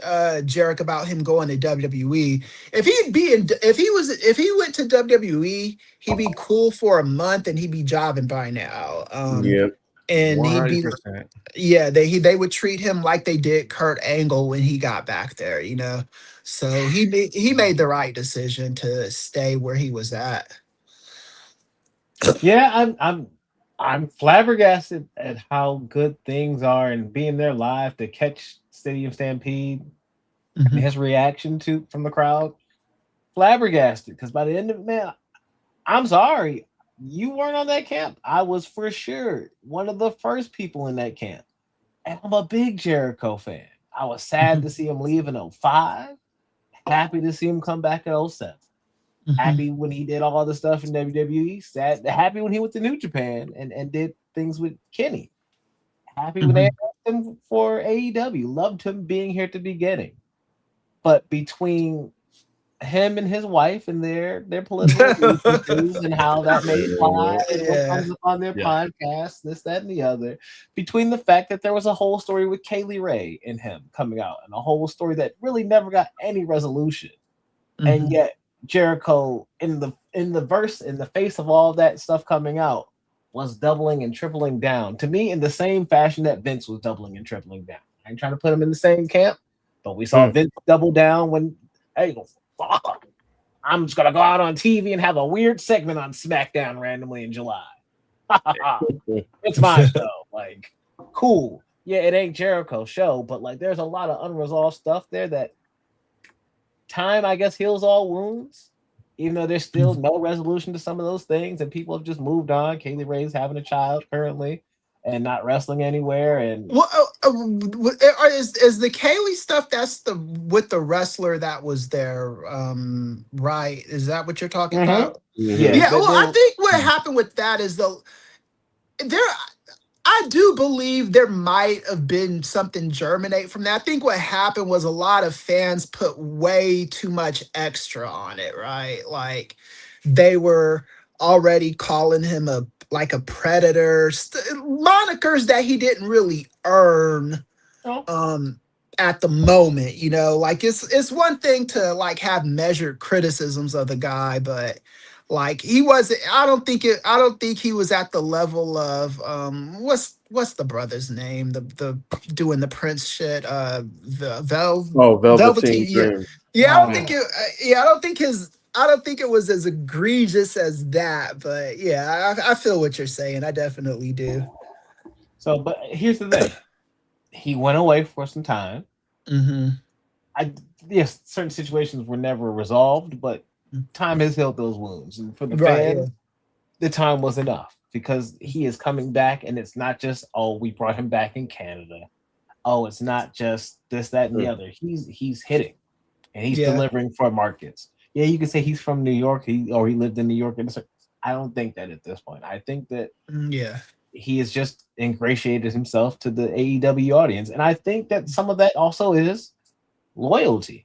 Mm-hmm. The fact that he decided to stay and not go to WWE, I think also helps win him some points because we could all got the nostalgia act in WWE, but he is one of the founding fathers here, and his impact here, just like when you look at a Kurt Angle. I'm not saying that it's different or it's I'm not trying to compare their exact, but Kurt in TNA spent more time there than he did in WWE. Now, it's not the same for Jericho, right? But Kurt's impact in TNA was immense compared. Right. He did a lot of great things in WWE, and that's what a lot of his career is known for. But when you look at that TNA run, it's crazy work he put in at that company. Yeah. Jericho has been putting in great work at AEW, helping to establish big matches, to get the belt off the ground, to get the TV show off the ground, to try to help ROH. He's done it on a lot of different levels. So I digress. The man has done his business, and it's good to see. Like Tony said in one of the press conference media calls, this year, we hope to have him because he's one of our founding fathers. And they even tagged that line back up by the Bucks when they were confronting him. Oh, hey, you attacked my daddy back in the day. Oh, well, hey, you are one of the founding fathers, such and such. Right, yeah. It's good to see Jericho doing his thing, especially while he can physically still do his thing. And Girard, you said something about the break that he took. He was even man enough to admit when he came back from the break that he was sucking the last, few butts of before he took the break. So I respect that, I'm happy. I would say Ray Charles is blind and dead and can see that he was sucking at that last part of that. I'm very happy and very glad that he can admit that because that is the first step. Yeah, because wrestlers don't like admitting that kind of stuff. They'll be like they'll defend bullshit till the cows come home. I still listen to Bruce Pritchard on Something to Wrestle, just trying to defend the most insane crap to defend. Well, speaking of trying to defend it until the cows come home, Darby Allin tried to defend his AEW World Championship, but in that effort against MJF and asking MJF to put his hair on the line, title versus hair, after taking a crazy stage dive, because he literally, the man, when I talk about the fire was keeping us warm, when he stood up on that stage, I could have reached over, but hey, Darby, chill out, man. Because we right there, we look at each other basically in the face, like, hey, Darby, chill out, man. Oh, there you go. And there he is. But with that, a great match, well more than their Dynamite 2-minute main event.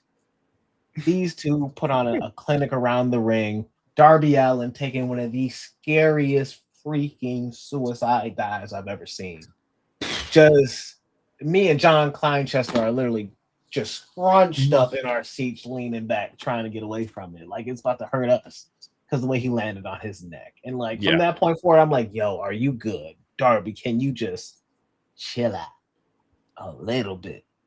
But that he would not stop. That would not be his last suicide dive of the match. That would not be his last big feat of the match.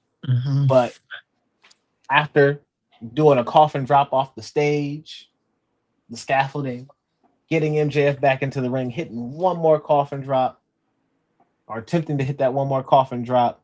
Knees get up, gets put up on the top rope, and a tombstone pile driver from the top to put Darby Allin away. The man who had 8 title defenses through Dynamite, Collision, Fairway to Hell, on a golf course.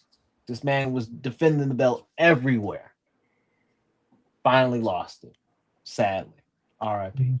So I wish it could have been to Kenny. But I digress. With the result of this match, they had Darby getting stretchered out, MJF now, the 3 brew, if you will, the 3-time Hebrew champion of the New Jersey family and the New Jersey people. This man is standing over Darby, acting like he's about to do something a little nefarious, if you will. We had a Kevin Knight come on out to be the heroic guy that he is. Get MJF on out of that ring to only be so dead ass, my guy, to jump off the top rope in some Timbers. That dude hit him with his finish. Darby tied to the stretcher, can't even move. UFO splash, come down on him. And then when that UFO splash didn't do enough, Kevin just said, I'm gonna be super petty. I'm gonna turn you over. Tip it. Oh. What are you doing? With that, we have the now newly healed Kevin Knight, who also just on this past week's Dynamite turned on Speedball Mike Bailey, his tag team partner. Said, hey man, your style, your dress, your drip, I can't be around you, and you can't win belts. Get away from me, Mike. Got Mike away from him, and now looks like those two are going to have a match coming up in the nearby future, potentially this next Wednesday. Off of this main event, where do you see Darby Allin going next, folks? And what did you think of this title reign and that match? And we'll start with there, and then we'll break down the character principal people in this match. So Darby Allin, let's go with Ray. How do you feel? Well, first off, I want to show y'all something real quick. Oh. So I got some audio visuals as I usually have. All right, so this is the portion with me and Brother Jay. So for context, I was on my Ukrainian feed again, so I'm about 15-20 seconds behind Brother Jay. So when I start this clip, Brother Jay is going to see Darby Allin fly through the ropes and what happens afterwards. But then I'm still seeing when they start, you'll literally hear the bell ringing on my end for the start of the match, and they're going through the sequence with the headlock takeovers. So, and I put it on 1.25 speed, but I just want y'all to just see our reaction in the moment. And again, Jay reacts first. So. Oh my God. Headlock. Oh my God. So Jay, he reacted to This Darby dude crumpling. I'm just my God. I'm about to see something. I'm about to see something. Yeah. God damn it. Yeah. Yeah. That's literally in the moment. So, and we both noticed during the replays as well, like he clipped his feet on the ropes as he was going out. So that took the momentum. Like we all know that when Darby Allin, he does like these battering rams, like he usually goes all the way out to the barricade. But the moment he just fell straight down, I was like, no, something went wrong. Something went horribly wrong. But like you guys mentioned, the man continued to go throughout the rest of the match. And like you said, and I do want to get a little bit more on your perspective, Girard, as far as being on top, because you mentioned if you're next to Darby, then that means you are on top, usually where they don't have seats, on top of the Tron. So maybe if you wanted to, after we're done wrapping up the full card, if you just want to give more about your perspective, just being in that vantage point where people aren't usually at. But him diving off that scaffolding and then busting up the back of his head. But and we talked about it as well. And I think this could also be another topic that we kind of delve into, like a subtopic of whether this 8 defense run could be one of the best in AEW history, even though it was only like within a 1 month, like 5 week, 6 week span. It could be, as Brother Bomani Jones would term it, a rock and roll Hall of Fame, where it doesn't matter how long you play, if you put together the tape within like a certain period of time, regardless of whether you did it like within 15 years or 5 years or 8 years, like if you put in the tape, then that's going to get you in just by sheer pure prime of everything. So, yeah, Darby is just an animal. I just, you were talking about entrances, this brother coming through the sewers, Teenage Mutant Ninja Darby, as Brother John Pollock termed him. Skateboarding through, like Brother Jay said, we were waiting for the Splinter to pop up and give him like a slice of pizza. We ain't know what's going on. And so just him, his, as I said before, his aura, man, just him coming out, nothing to lose. He doesn't care about a title. He's going to put his body on the line, and he's going to try to destroy you and destroy himself in the process. And we saw that take a toll on him, and it costed him when it mattered most, where he pretty much, like you mentioned, Girard, he landed on the knees. He had nothing else left to give, and MJF took advantage. So kudos to Brother Darby. I think this is not going to be his last time getting a belt. Hopefully he learns, his character learns from this, and the real person, who I really don't separate much. Hopefully they both learn from this. And hopefully they realize, all right, maybe I shouldn't be burning the candle at both ends, but I could totally see Darby going on the opposite end and being like, "Hey, man, yeah, he hasn't learned a goddamn thing. No, he hasn't learned it. Keep on don't do it all over again." Yeah. So, as far as MJF, I was really looking forward to seeing him bald. But it was not to be, and all those bald T-shirts gonna go to waste.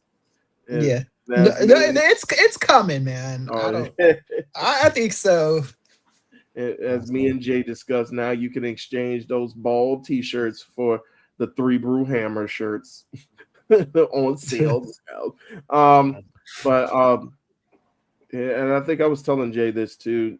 I just, now I'm kind of seeing what everybody else is seeing within MJF. Before I know that he's a tremendous in-ring performer. I know he's great on the mic. I just seen him as a guy who was kind of one-dimensional and one note with the insults and going after people and taking advantage of people's weaknesses and stuff like that. But like, I really started to gain an appreciation when I saw him live at Dynamite, and just how he's willing to do anything to make himself look like an absolute poop head. And he doesn't care about the fan. Like, he literally came out in his home state and said, "I don't associate with any of these crappy boroughs because I live in a mansion that none of y'all can afford." So he just knew his role, and played his role to a T. In regards to Kevin Knight, I think he kind of explained it, and it was just like, "I told you not to let the jet down, but you let the jet down." So I kind of get it in that particular aspect. I would have loved to see him and Speedball actually be together in as a heel tandem. It would have been unique to kind of see Mikey Bailey play in that particular role, because I believe in the majority of Bailey's career, we've mainly seen him as a good guy, whether it be in TNA or on the Indies. So we haven't seen much of him as far as what he can do if he turns to the dark side. So I would have loved to see that. But alas, we got the Jet versus Speedball down the line. And I don't know if they showed it on the show with Collision / Dynamite this past week, but I love how Jet was coming out of the arena and then he looks to the side and sees Swerve. Like I like that they're kind of playing with that, and I would love to see like an alliance between those two as well. Not because I want all the brothers together, but I would just love to kind of see that interaction between those two.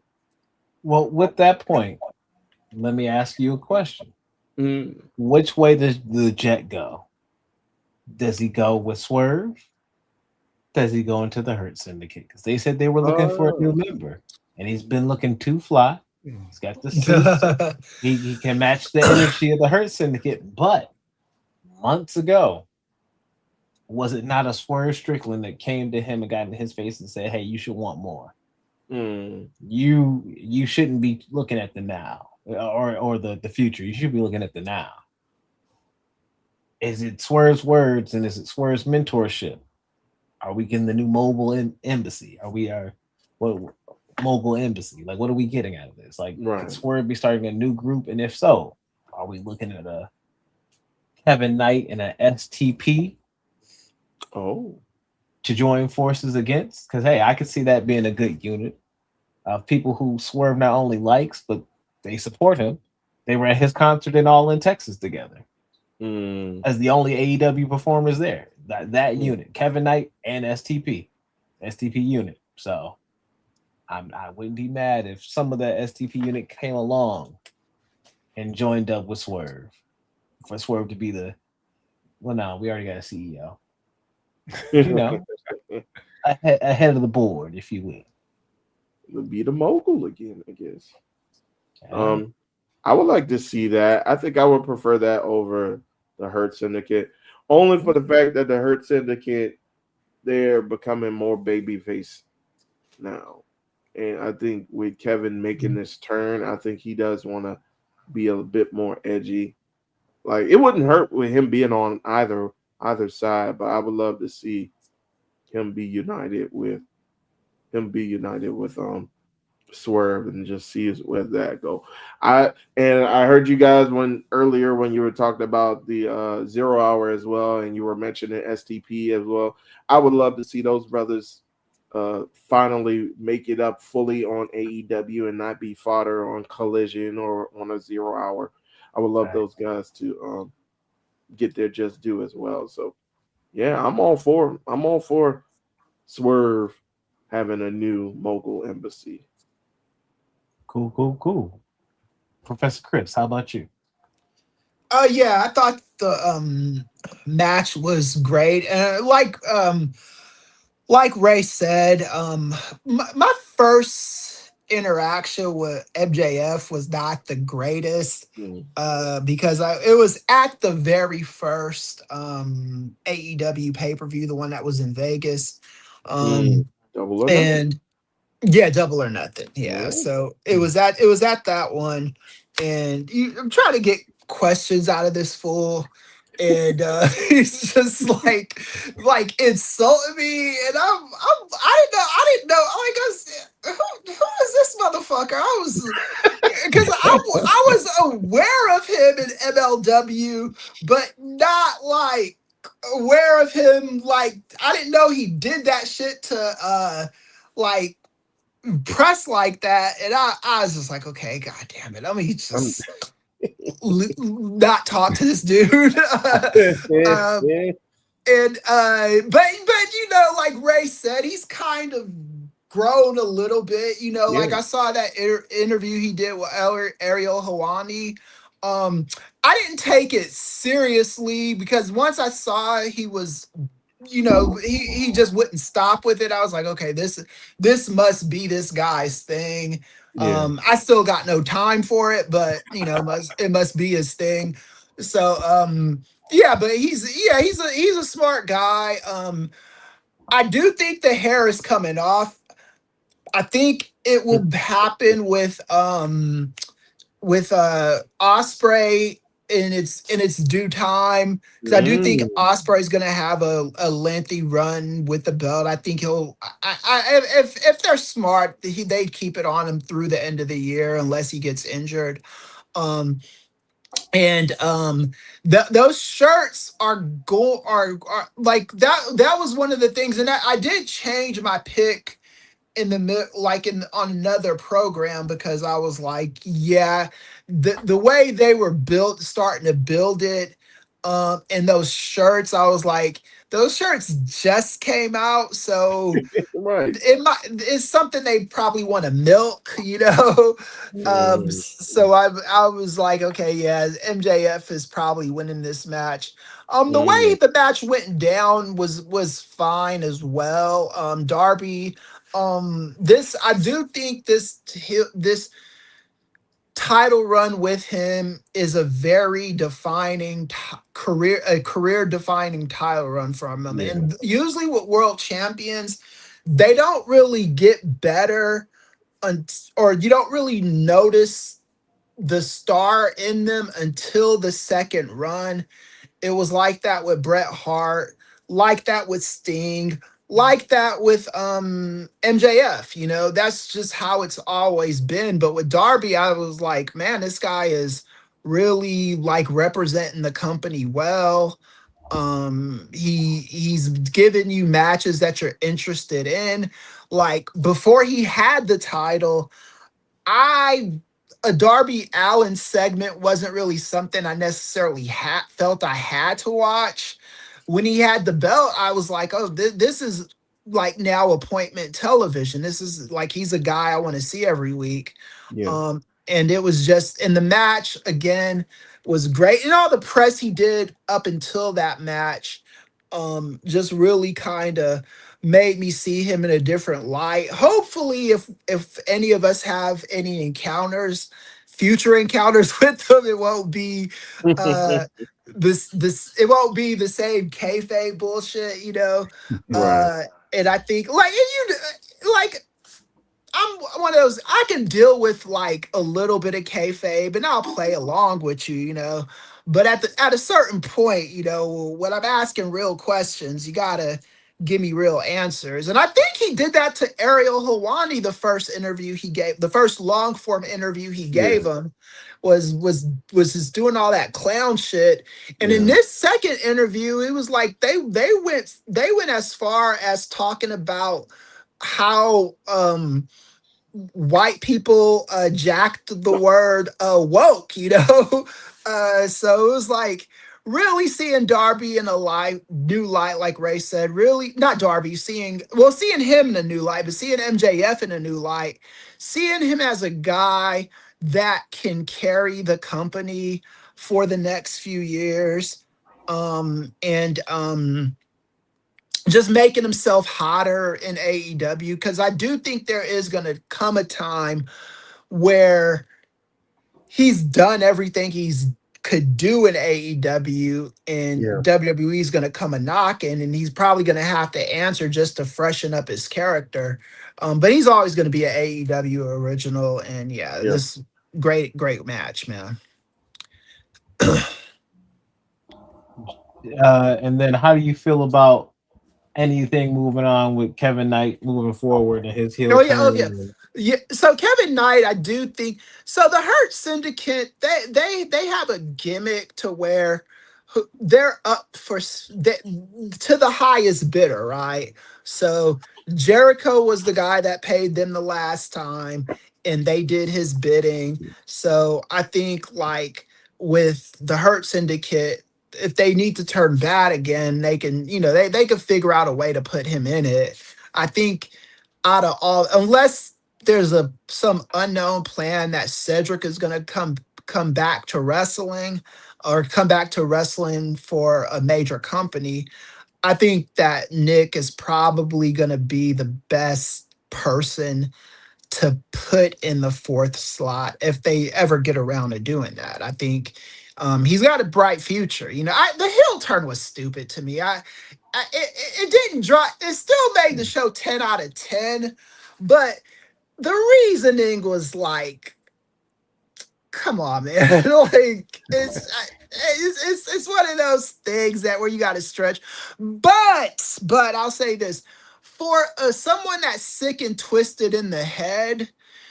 That is the kind of logic they'll twist themselves into believing, like you let me down because you didn't win your match, like nah, he didn't let you down, motherfucker. He lost the goddamn match. So that was the simple problem with that. So, but again, he's a heel, so the Exactly. logic has to make sense to him. It doesn't have to make sense to me.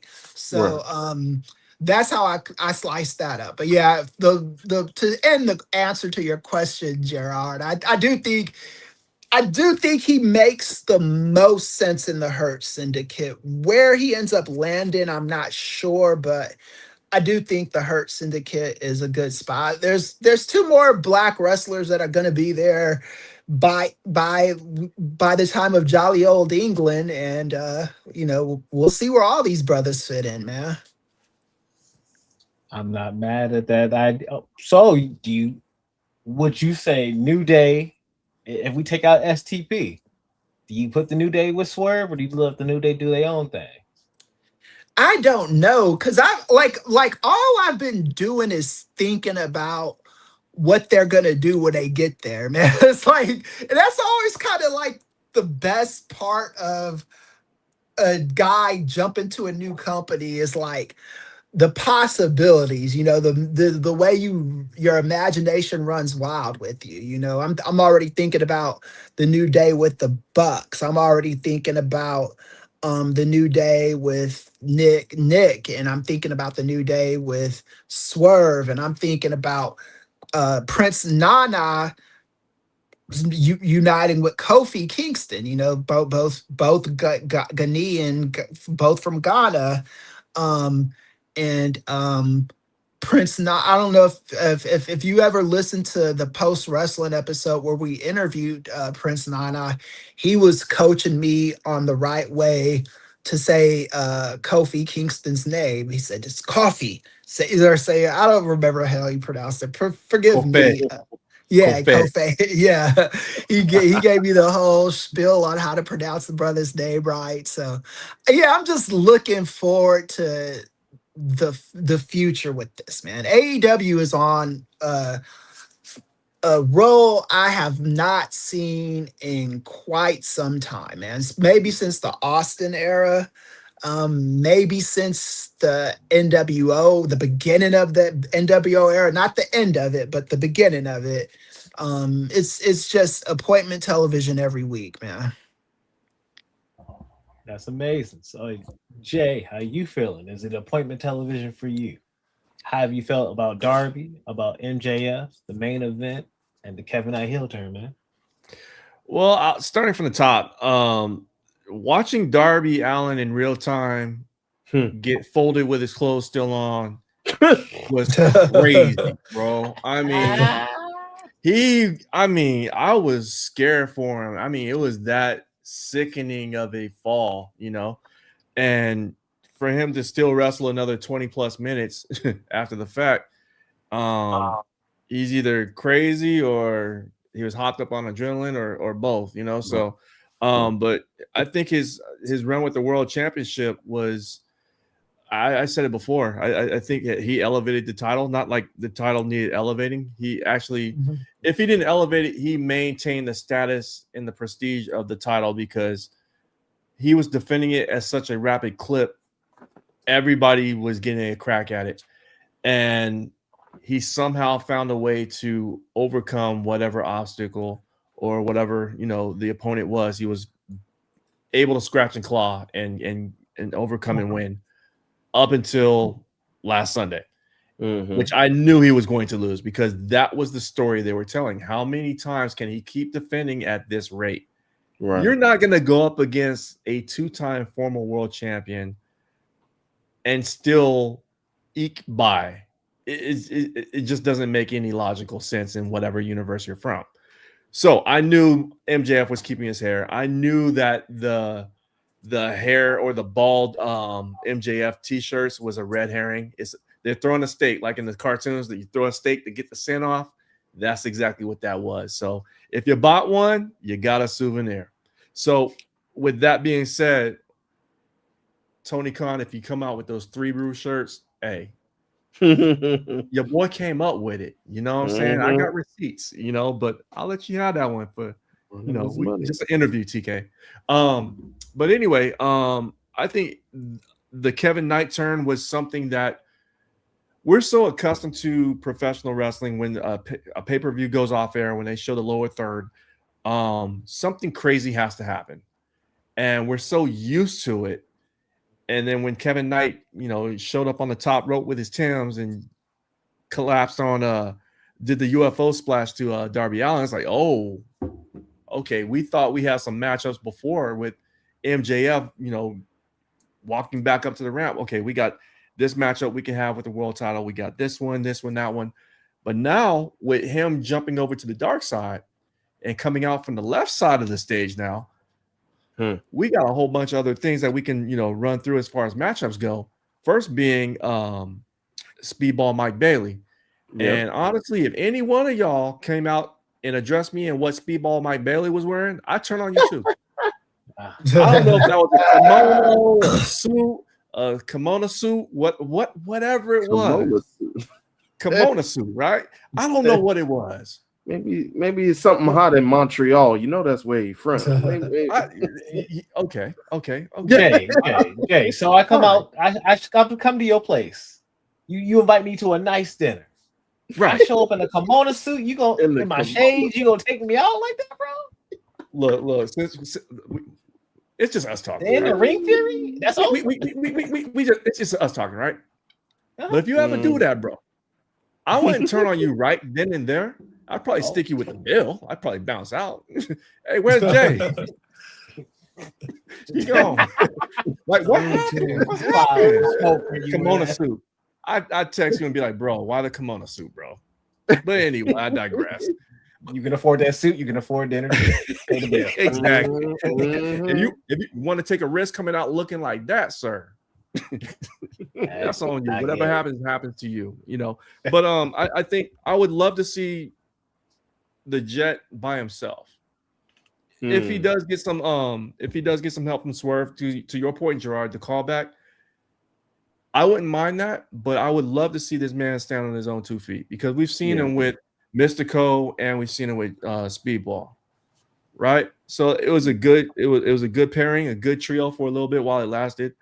But I want to see what he can do by his lonesome. He wanted to make this decision that, hey, I need mine now. I'm not going to wait in line for nobody else. I'm going to take what Swerve said to heart and just do what I got to do. The other side of the coin is maybe Swerve was, like to Ray, what he was saying in the little backstage thing. Maybe Swerve was just eyeballing the TNT championship because he ain't never held that gold.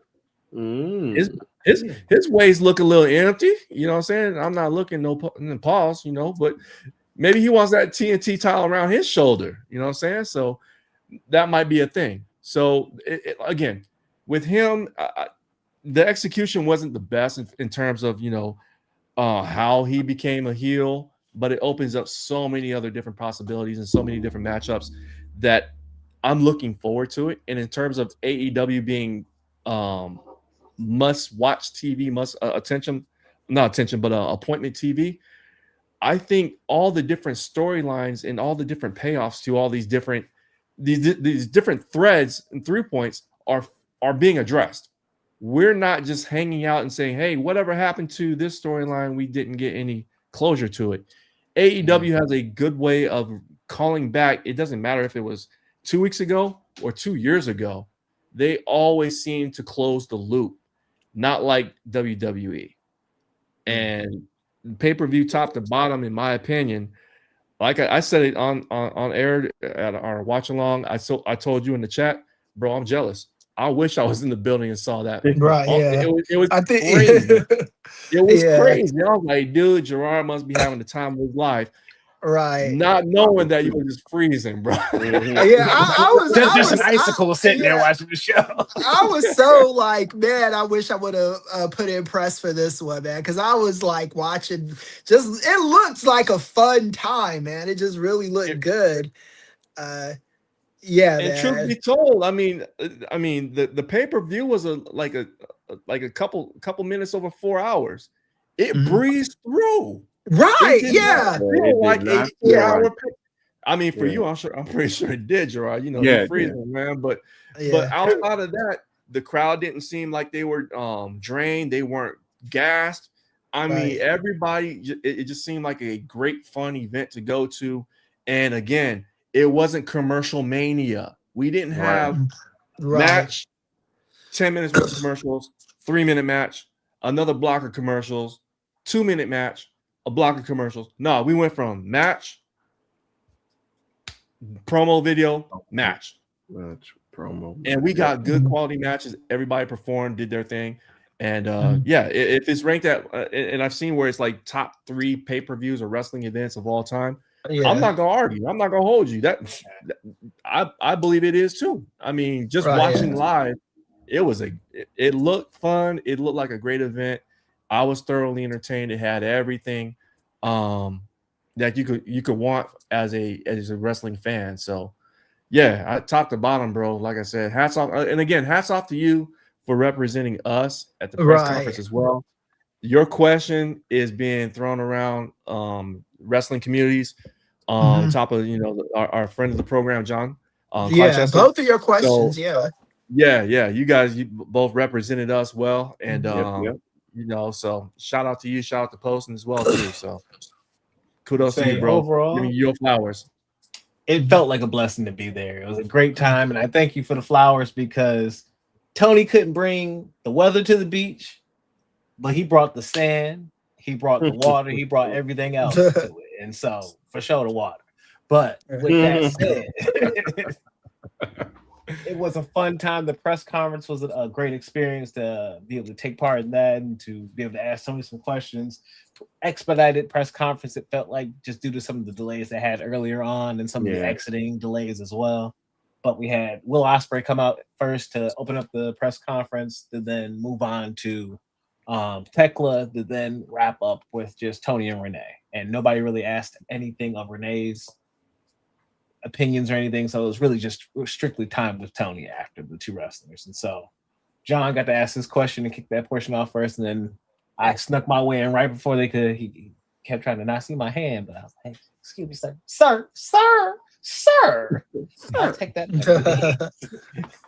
But was able to get the question in. Grateful for it, but kind of regret the question, honestly, in my humble opinion. Like I felt like Tony was very media trained for that. And like, by God, I remember everything because I've been there for most of every Detroit show, but like I kind of forgot about the Royal Rampage part. And so for him to have some strong memory recall and be able to call all that right off the top of his head without looking at anything, I'm like, yo, Tony, you a G for that. For sure, you a G for that. I wish I could have followed up on a question earlier in the conference. I just did not have all the ground to stand on. And so my question would have actually been, earlier somebody had asked about, Paramount and things getting moved over. And Tony's like, I'm very happy with our partnership and the fact that they are the new owners. And yeah, that is pending, but it's basically everything's going through. And so we're expecting that to happen. I wanted to ask, hey, so I know that there's a percentage that Warner Brothers Discovery happens to own of AEW. With this sale, does Paramount get that percentage, or will there be a window for you all to actually buy that percentage back from them at a certain rate because they just weren't interested in it? But I didn't really know what the percentage was, and I didn't really know any place to pull that information from per se. But I know I'm not just crazy for hearing that there is some type of stake, whether it was through some type of discovery process or some type of questioning. It did come out in some finding that Warner Brothers has some minority small stake in AEW. And so curious to know if that was going to come out of it. But, that's why we strike in the future again. That's why, closed mouths don't get fed. Come with your stuff prepared next time. And I've learned my lesson. It was Tony. My girlfriend ended up watching the press conference. She's like, why is he's very emotive. Like he ain't stopped looking at you in all these different ways since you asked the question. I was like, yeah, he's engaged. I'm like, Yeah. I know. And as he keeps shifting his head and looking at me, I was trying to ask the question. I'm like, man, you are moving a lot, bro. And I know you do that, but like, now being on the other end of that, like, why are you moving? I also used to people just like when I'm talking to them or saying something to them, just look at me dead in the eye. Yeah. That's a distraction. I'm like, dude. Like a supercomputer. He said, like there's a Tony inside his head, like, okay, he said Detroit. All right, so that date is going to be okay.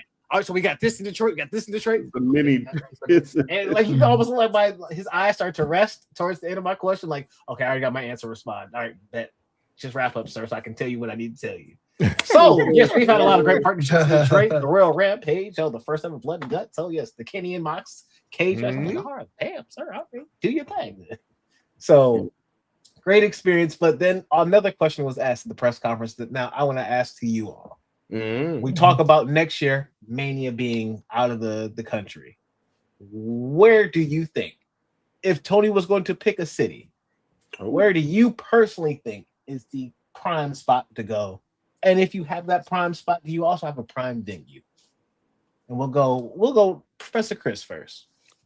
All right, so and I've thought about this a lot too. I think you either run the same arena, Louis Armstrong Stadium, or if you're gonna run Los Angeles, this time it would have to be at whatchamacallit, the Inglewood one. The SoFi? Intuit Dome. Oh. Yeah. It'd have to be it has to be a prime city. So if I were gonna pick the city, it would be Atlanta, New York, Los Angeles, Chicago, something like that. And just have it be a big event. He has to have WWE regret that they ever agreed to go to Saudi Arabia. And this is assuming that they still go, because I write about international news all the time, so I'm still not sure that's going down. I'm not sure if the one this year is going down. So, yeah, I think you got to. If I'm TK, I'm running a prime city, like even like a DC, because they've had some memorable shows in that area as well. It's got to be a prime location. It can't be any rinky-dink towns. No offense to anybody that lives in a rinky-dink town. I went to high school. I went to high school in a rinky-dink town. I lived. So it's got to be in a town where you're guaranteed to get some animation from the audience. So a town like that New York crowd, man. And if like that was some shit it reminded me so much of the last best pay-per-view I saw before this one was Money in the Bank 2011. I thought WWE did not miss a beat with that one, with Daniel Bryan winning the title and Punk winning the title. It was just a great event. And this and the one that you attended, Girard, it was just a very good event. Again, it's one of those ones where if you work wrestling press, it's not gonna feel like a job. It's gonna feel like, yeah, I'm having fun doing my job. I'm having fun doing what I'm doing. And yeah, so I hope that they pick a good city. If I was gonna pick the number one city, maybe New York first, then Chicago second. But yeah, one of those two cities. Los Angeles could be good too, but I don't think it could be at the at the Crypt again. I think it's gonna have to be at Intuit. Well, I wonder if Intuit has like a partnership with WWE now, because it seems like WWE is only going to Intuit versus they have not, I felt like, touched The they, crypto shits. they've Really come WrestleMania 39's. right. Yeah, they've had a show at the Staples. I don't know. Like the thing is like I don't. Steve, the crypt Intuit is owned by Steve Ballmer. I don't Mm. think Steve Ballmer is gonna be signing. Like WWE can't bully Steve Ballmer into like, don't let AEW go here. I don't think they got that kind of deal up. Well, I have to ask Thurston that when he gets on the show. But yeah, I think if it's not gonna be Intuit, if WWE does have some kind of deal with them, um they can make a play for the Ram Stadium. So far, Mm. Yeah, SoFi. Whether they could fill it up or not, um I don't think it's impossible to fill it up. I think it's just they'd have to do like a lot of they'd have to start promoting that shit right now. And Mhm. and getting it in there. But yeah, I think you really want to go to a guaranteed city. And I think New York and Chicago are guaranteed A-list cities. Like where you're gonna get the hot crowd. Um, LA is okay, but the thing with LA is like there was a long time when you would go to a WWE show and the WWE fans would behave exactly how they're supposed to behave. Like when Cena would come out, like they would cheer Cena, like when every other like major city was booing him, they'd be cheering him and stuff. Almost embarrassing for myself because it's like, come on, this is when Cena was at the height of his corniness.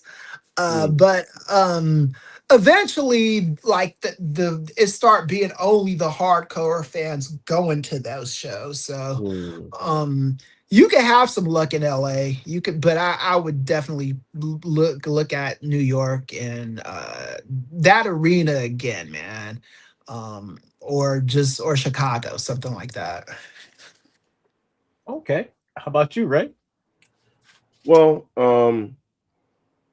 I think, of course, like New York, LA are going to be kind of like the obvious choices. You did mention DC, brother Chris, the venue, the White House. No, don't go, Jay. Don't come back, Jay. Right.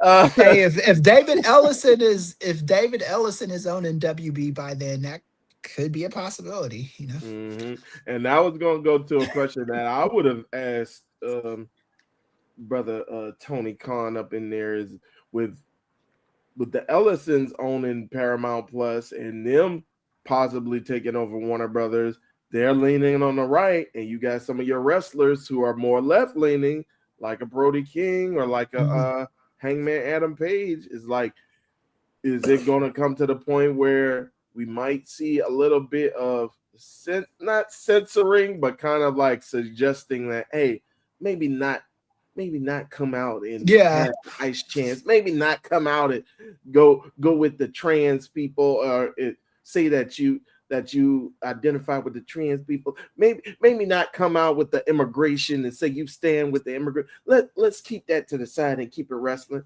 So I would have loved to ask some other question like in that vein, but we'll see. But yeah, not. I would love for them to come to DC and come to the Cap One, but I don't know if that's a big enough venue.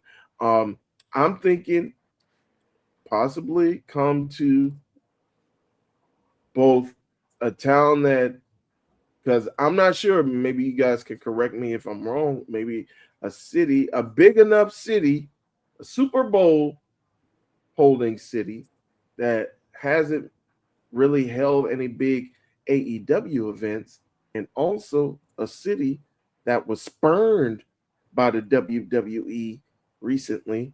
Oh yeah. They were promised a WrestleMania, and they were betrayed. And no, I'm not looking at you, Minnesota, with your Ricky D. Sills. No, I'm looking at New Orleans. Bring Yeah. it down to NOLA. Bring Yeah. it down to NOLA. Bring it down to the Superdome. Shout out Ricky Superdome. Bring it down to NOLA and have the event that you should have had in NOLA this past year, but because WWE wanted to be greedy and wanted to double up, they decided to go back to Vegas for a second. Right. So that would be my pick if AEW wanted to do like an encompassing event and having the indies around it, maybe have that whole week. I would love to attend. I would love to be in attendance for that.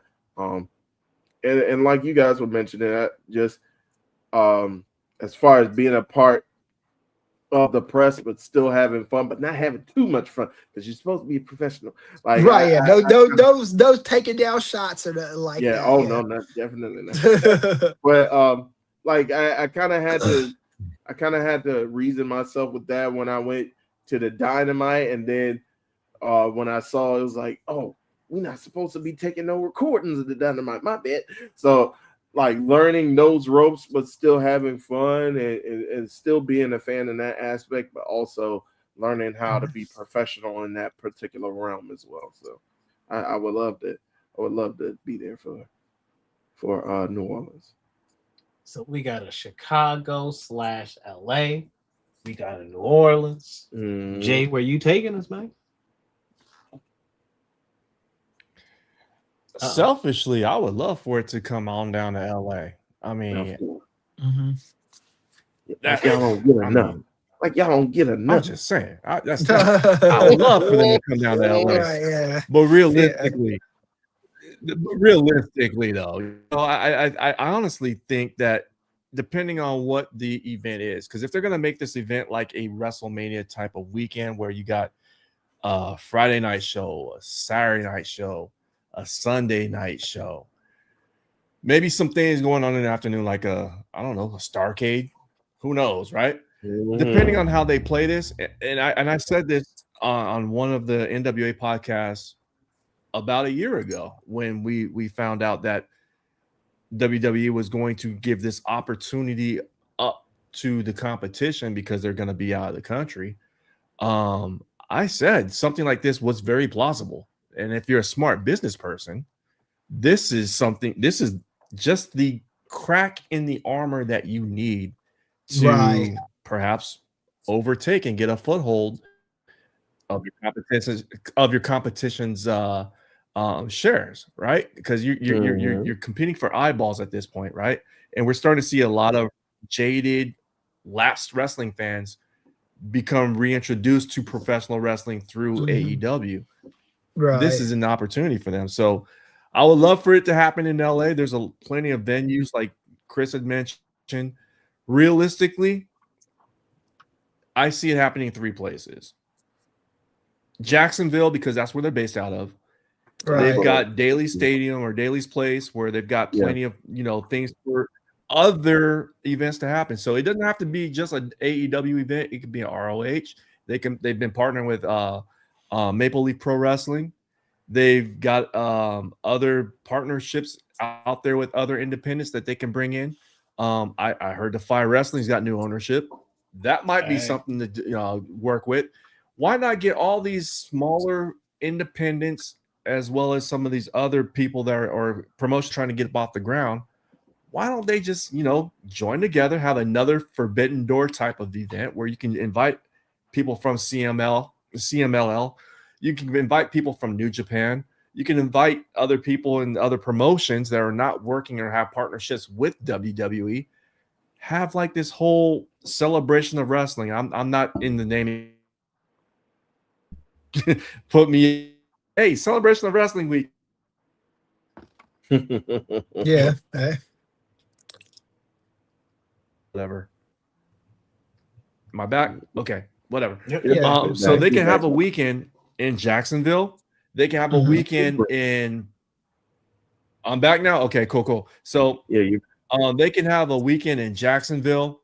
They can have a weekend probably in Chicago. That's Tony Khan's home as well too. And And the third one, I mean, you can, have it in LA or New York or whatever. Mhm. Yeah. Okay.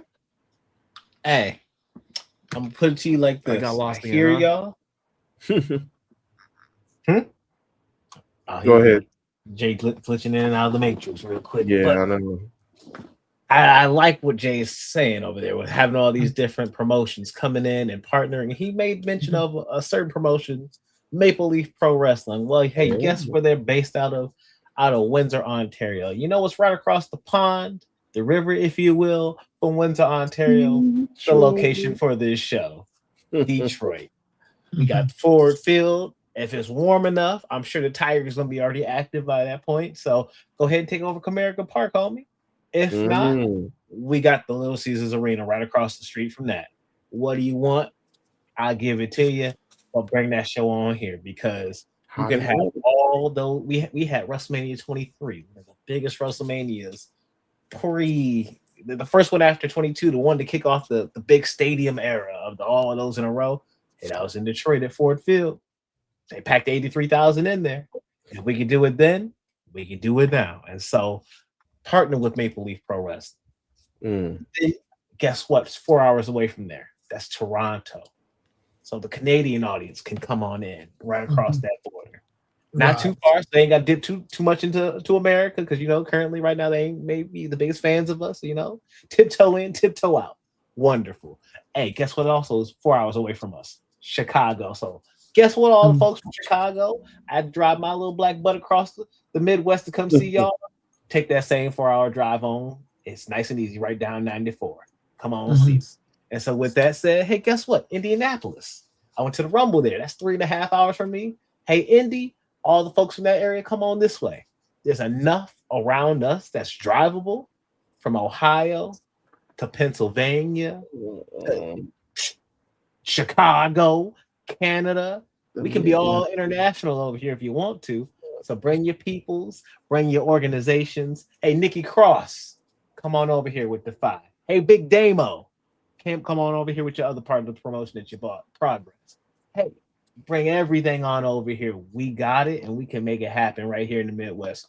We starving, and guess what? Detroit, it ain't looking the same as last time folks came to. We've been revitalizing the city, adding a lot to it. So, hey, we proud of the D. So come take part in the D.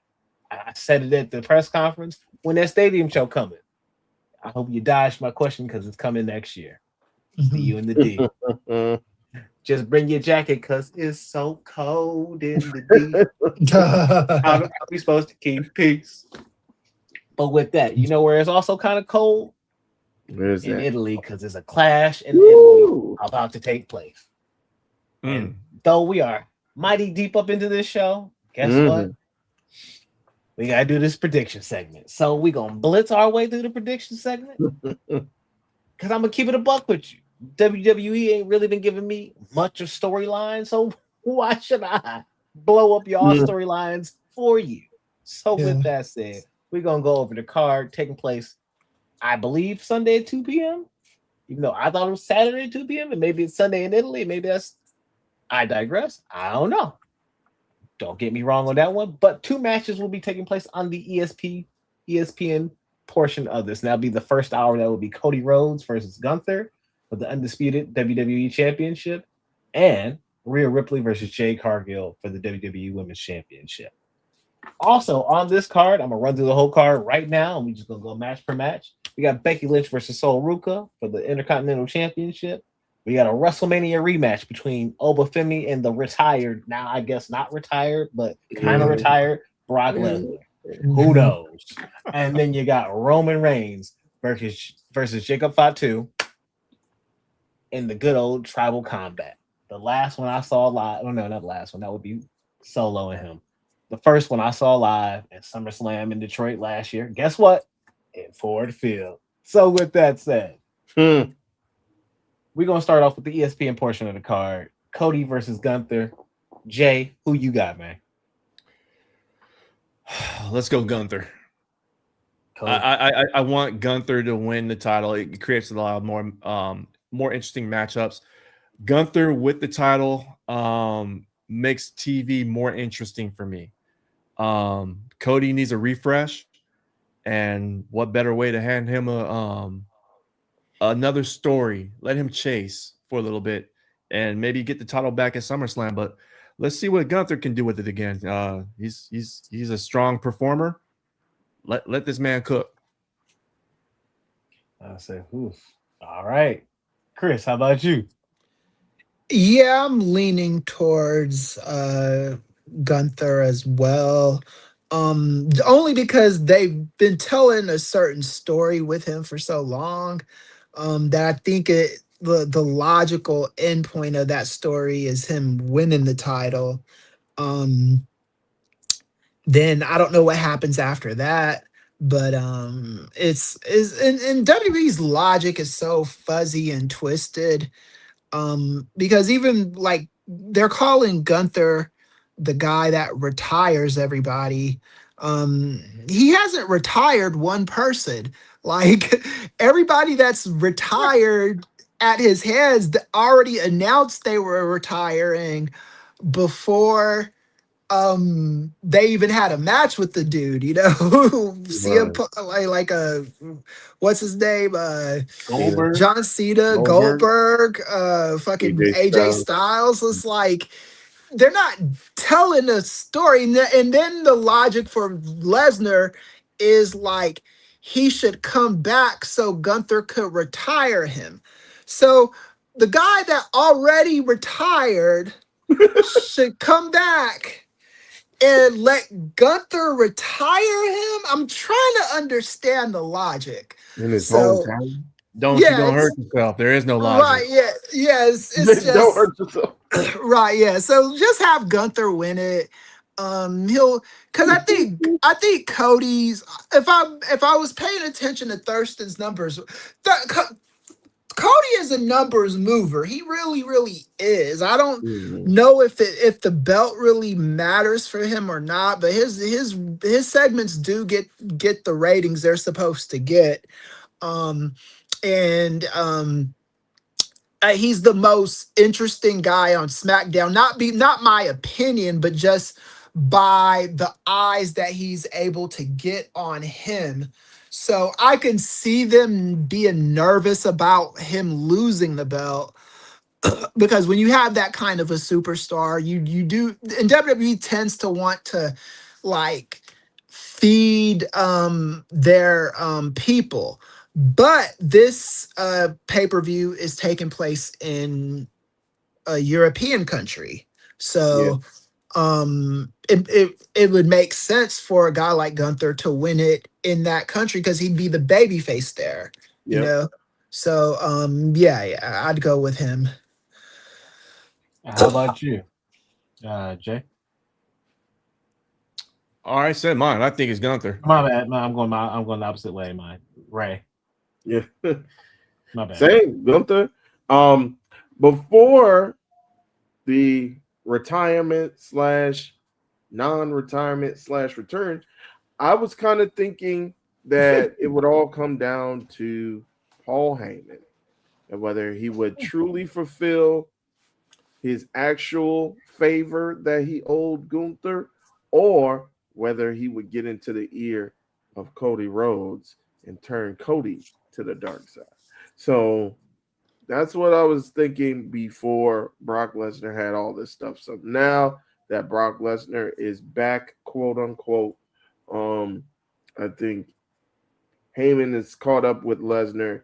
Don't think he's doing much outside of Lesnar for now. So with that, for all the reasons that both Brother Jay and Brother Chris said, I'm gonna go with Gunther as well.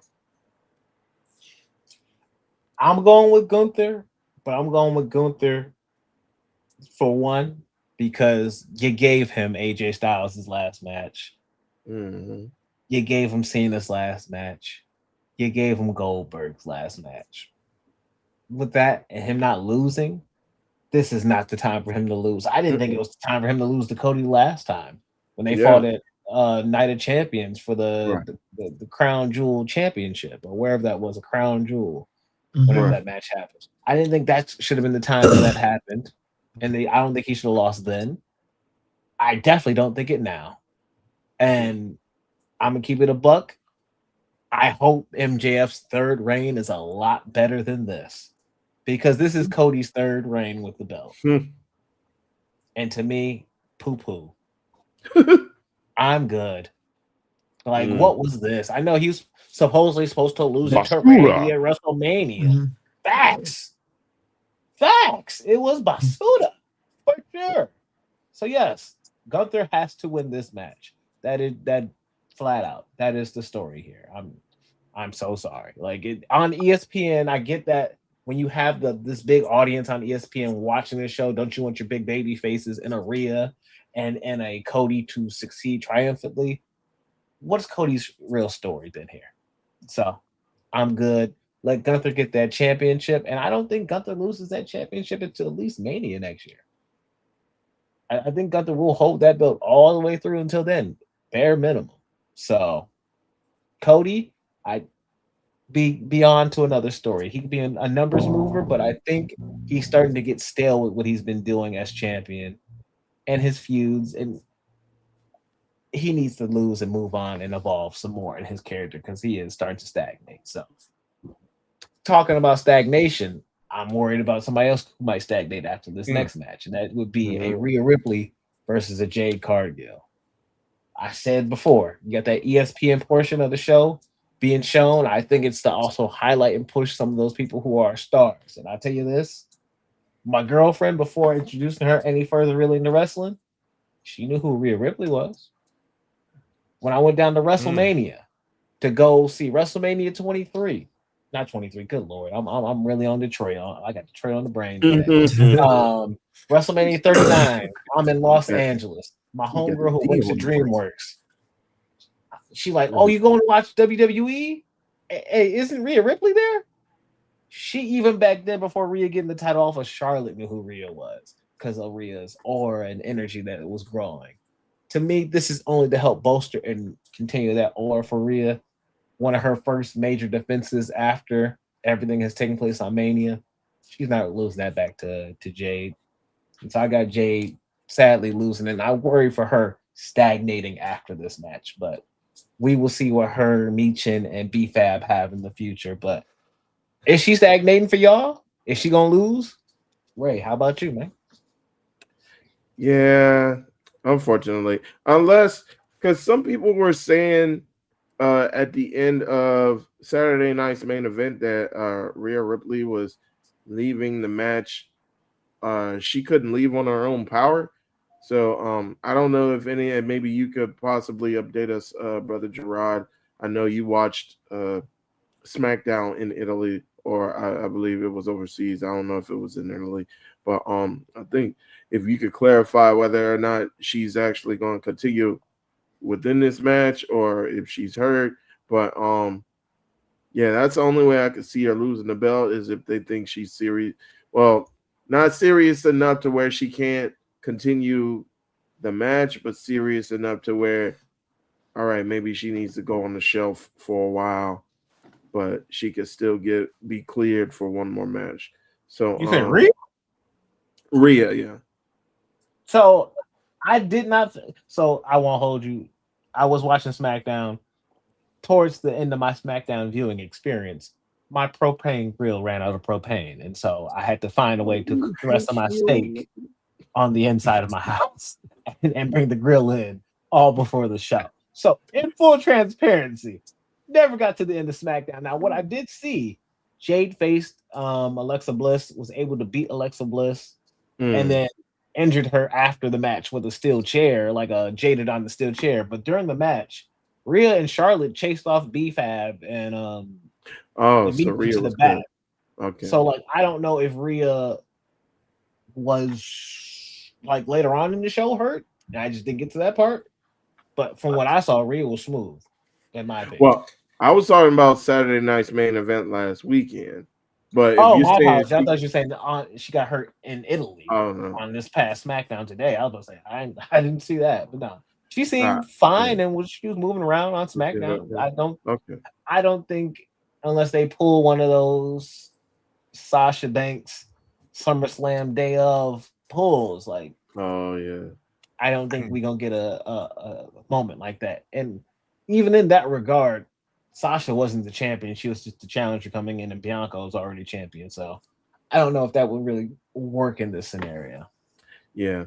So with that said, then if she is going into it as healthy as you can, because I know wrestlers aren't always or ever really 100%, but as healthy as she could be, um, yeah, I don't think anybody's stopping mommy right now, and it's a shame, like you said. Not only would we be seeing a stagnation, but we'll be seeing a bit of a regression with Jade as far as her being up on the totem pole is concerned. So, yeah, I think Rhea's taking this one as well. Okay, Professor Chris. Yeah. I think like with Jade's WWE career, not her title run. Her title run was not a passing grade. That was probably a failure. But her WWE career, I wouldn't say it's been a failure, but it's not been an A, Yeah, and it really hasn't been a B. It's been like C plus, C, regular C area. Dang. Credit, no Um, credit, huh? yeah, it's just one of those kind of educator things. right It's like, I do think, because I think the contract I don't think she signed like a 7-year contract. I think the last time I checked with Sean Ross Sapp's report, she signed a 3-year contract with them. So I'm not sure how long she is for this WWE world, but um Jade is just, I mean, for some reason, I think they still look at her like an outsider. Where I don't think that's fair to her, because I do think she's done all the things she's supposed to do in WWE. She's done the media runs, she's been the company girl, and she's done what she's supposed to do, So like, I don't think they've set her up for a lot of success storyline wise, I think um I don't want people looking at Jade like, oh, she was it's her fault and stuff. I was listening to David Otunga, his show on his YouTube channel that he did, and he had Michael Tarver as a guest. And the key to success in WWE is not just the individual, but the company believing in the individual, like believing that you can be this main eventer and stuff. And for whatever reason, Jay passes all the tests, she passes the eye test. No, she's not like the greatest like ring technician, but I don't think somebody like her needs to be that. right. But it is what it is. But yeah, I think Rhea is winning this match. And Jade, I think she'll be relevant on TV. I'm not sure how many more title runs she's going to be getting in the next year or so. Right. Yeah, how about you, man?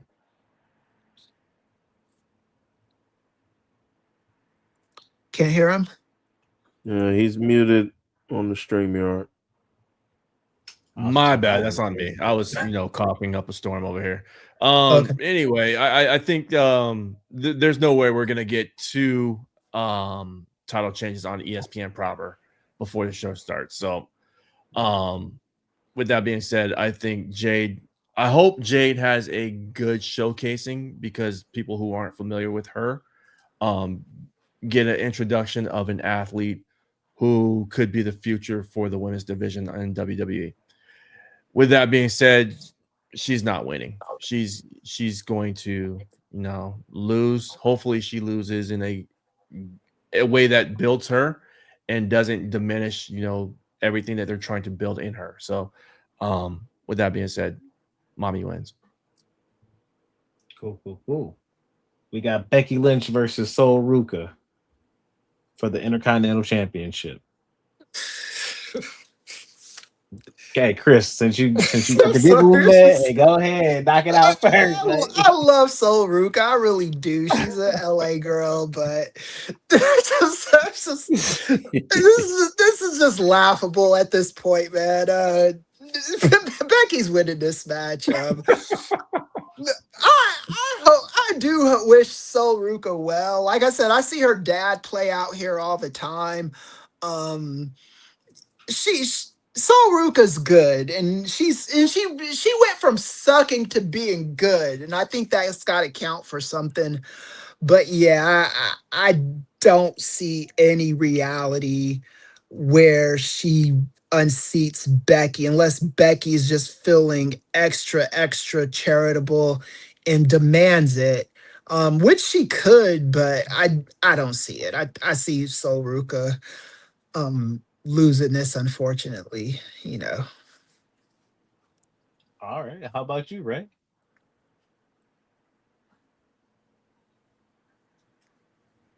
I think your mic is muted now. Hey, oh man, we getting snatched. See, I did the same thing. See, down on it. All right. Well, I hate to be the one to steal a gimmick, but since the brother is in here, if you look at the poster, gentlemen. Okay. That's my gimmick first. Come on. Oh, yeah. I'm stealing the gimmick from the stealer of the gimmick. If you look at the poster here, you see that sun shining brightly down on Becky Lynch, almost radiating, if you will. But then if you look over to your right, you see the clouds coming in on Soul Ruka. Soul in Spanish means sun, but the sun will not be shining on you, Sister Ruka. And believe me when I say Sister Ruka, the sun will be shining on Becky Lynch. Becky Lynch will retain, especially since, Brother Chris, you did mention Gunther being a European, winning a championship belt. Becky Lynch is also European from Ireland. So Becky Lynch will be retaining. That is all I got. Oh man. Poor soul.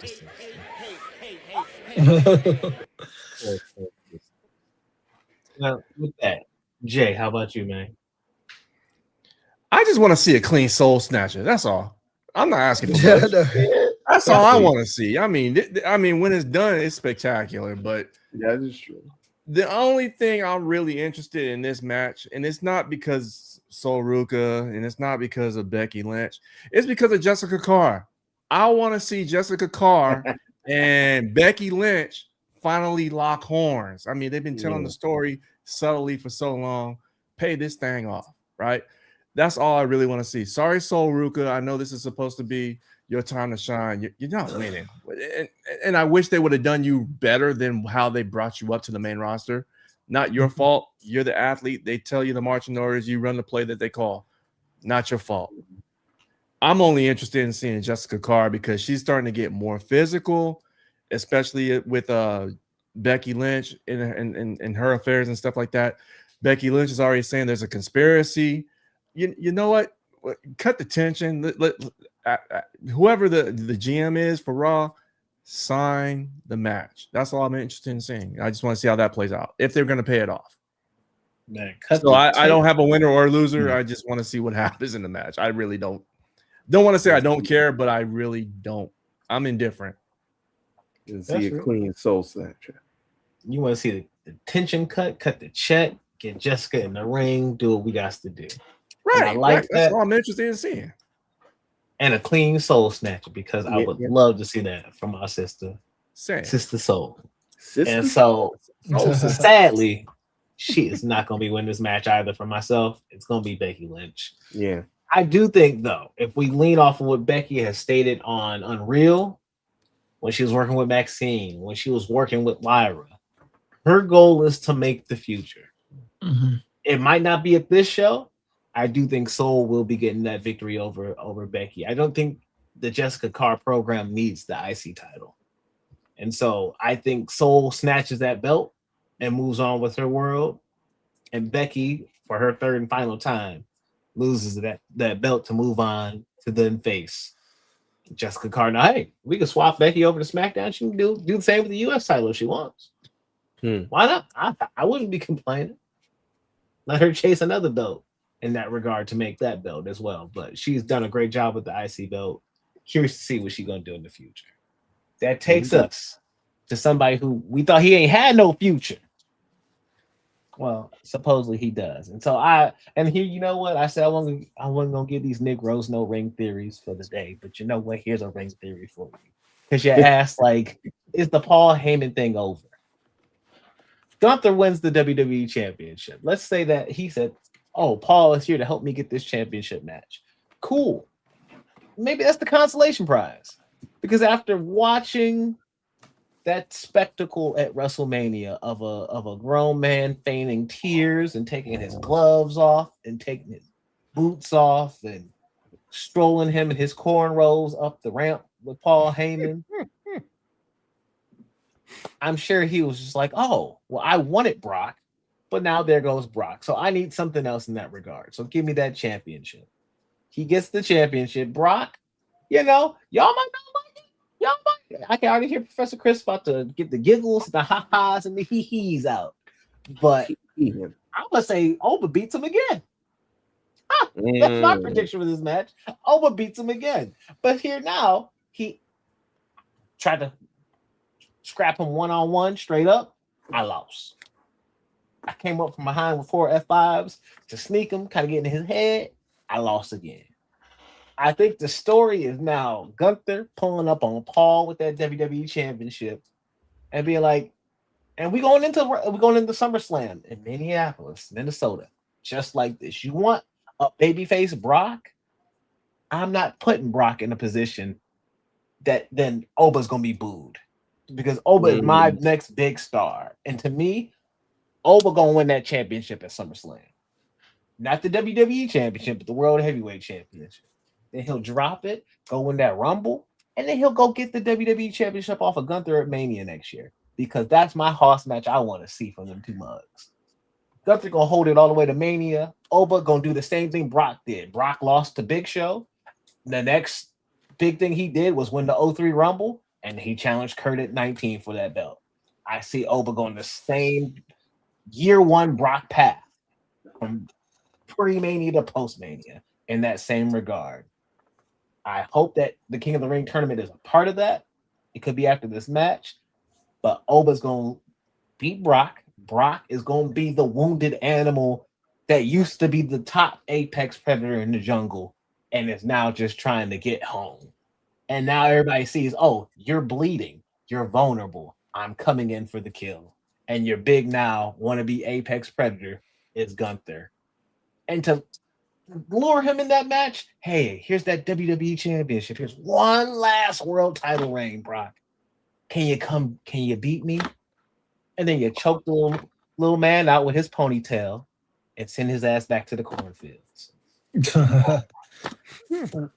Like Anthony Fremont from the Twilight Zone. Probably won't get that. Yeah, I actually don't get that one. Man. I don't.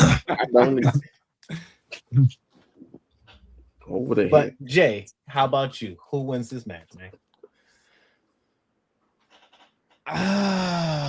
Pains for me to say it. I think they're gonna give Lesnar the rubber match on this one, the get back. And I was following you on your ring theory. So I think what would happen is Lesnar wins this match. Gunther wins his match. Gunther, Lesnar. I think that's how Lesnar gets retired by Gunther trying to go for his title. And Gunther retires the Beast and puts him down permanently. Well, I shouldn't say permanently. He just retires him professionally. That's he just offs him. I don't want to sound like that. You know, that's kind of morbid. But yeah, The Sopranos, fade to black. He come out like your boy, what's his name? Brian Pillman Jr. 316 meets 44 millimeters. Yeah. No. Yeah. It's the blicky. Or Yeah. 316 Wait a what is second. it? With the Yeah. But Professor Chris, how about you? Who you got? Yeah, this is just real silly and dumb and stupid, and it's all the drama they did at WrestleMania just to do this fuckery. Someone in that writing staff needs to get fired and never work in wrestling again. I don't know who it is, but this is dumb. This is there's no way to salvage this in a way that benefits the company. It's just fucking stupid. With that said, the normal trajectory for things like this, they do this all the time. Is like even with Hulk Hogan when he beat Andre the Giant, so much is made about Andre the Giant passing the torch to him or whatever. Andre the Giant beat him for the title like a few months later on the main event. It was some twin referee fuckery, but he still beat him. How And much they did do. the surgery cost? Yeah, I know how much the surgery cost? cost. I hate that man, but that might be one of the best lines I've All ever right, heard. it was funny, yeah. Because when I was in the second grade when this shit happened, so when he said that, I was like, my dumb little kid ass was like, yeah, he paid to get someone to get plastic surgery. And I used to watch a lot of shows in the 80s where they would have doubles on the show, like the bad guy double of like Morticia Adams or the Dukes of Hazzard or whoever. But so yeah, there is precedence for this, and this is a normal thing. Is Triple H with Benoit, Hogan with Andre the Giant, but this is just so fucking dumb that I have to say somebody in that company is gonna come to their senses. They don't deserve this benefit of the doubt with me because Jarek, I think, is on the money with his prediction.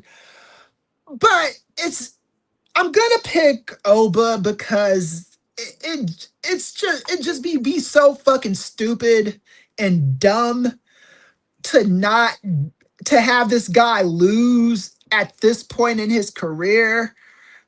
Even the 4F5s was fucking stupid. This fool Brock Lesnar's all crying in the ring and taking off his fucking gloves and his boots and walking up the ramp, and then Heyman's like, he's retired, but he didn't fill out the Shut the fuck up, man. I'm getting tired of talking about this. Give it to fucking Oba. Oba should win. That's all I gotta say. How about you, Ray? All right. Well, as Brother Chris alluded to, the more things change, the more they say the same. Like we are just like, oh, Triple H when he first took over, oh, he's a breath of fresh air. Oh, this is true wrestling, not sports entertainment. Oh, we're not getting natty farting, man. We're getting true wrestling. And then fast forward like 2 years, doggone Johnny Wrestling is planking for no reason, just looking like he's dead. And like you mentioned, we don't even have to go back that far, Brother Chris, when we're looking at these trilogy matches, or we're looking at trying to have this 50-50 booking and not 6-7. I don't know why I did that with my hands. But we could just go back 3 years ago, Brother Chris, with one of these gentlemen and Cody Rhodes. When we had Brock and Cody Rhodes right after Cody Rhodes lost in WrestleMania 40 to Roman Reigns. And we had this 3-match series between the two, and we had Brock Lesnar win the first match, I believe, and then we had Cody had to get even the score and win the second match, and then we had to go to, I believe it was Cody won the first match. Oh, it was Cody won reversed. the first match, and then Brock won the second. Yeah, I remember Brock that thoroughly. Yeah. So I think we're going down a similar pattern, and again, to my chagrin, just like you guys, because to echo your words, Brother Chris, I think this is stupid. Like you're trying to push like you didn't have The Rock come back against Brock Lesnar when Brock Lesnar like had his I'm the superstar now, I'm the captain now moment. And well, The Rock wasn't gonna come back, man. He was that was his movie, the beginning of his movie career. That definitely was not coming back. So I'll say that. Well, don't ruin the facts for. Don't bring up the facts to ruin a great story.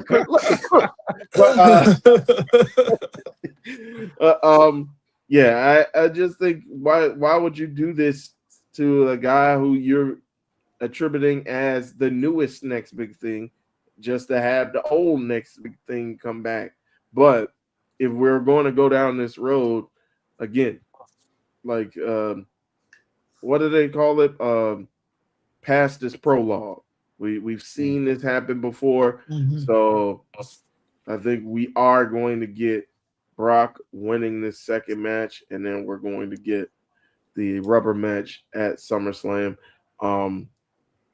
Now it does give me pause that what you meant, like true pause, not like the way we be using pause. It does give me pause that what you mentioned, Brother Jay, could be true with Oba going in and he's getting like obsessively booed, even though you're trying to make this man out to be like the next big thing and you want everybody cheering and doing the strutting. But I don't know, maybe Brock may not be as popular in Minnesota we might think, though. Yeah. So yeah, I agree. I actually agree with that. Yeah, I mean, and he has adopted Saskatchewan as his new home too. Maybe he's not as popular.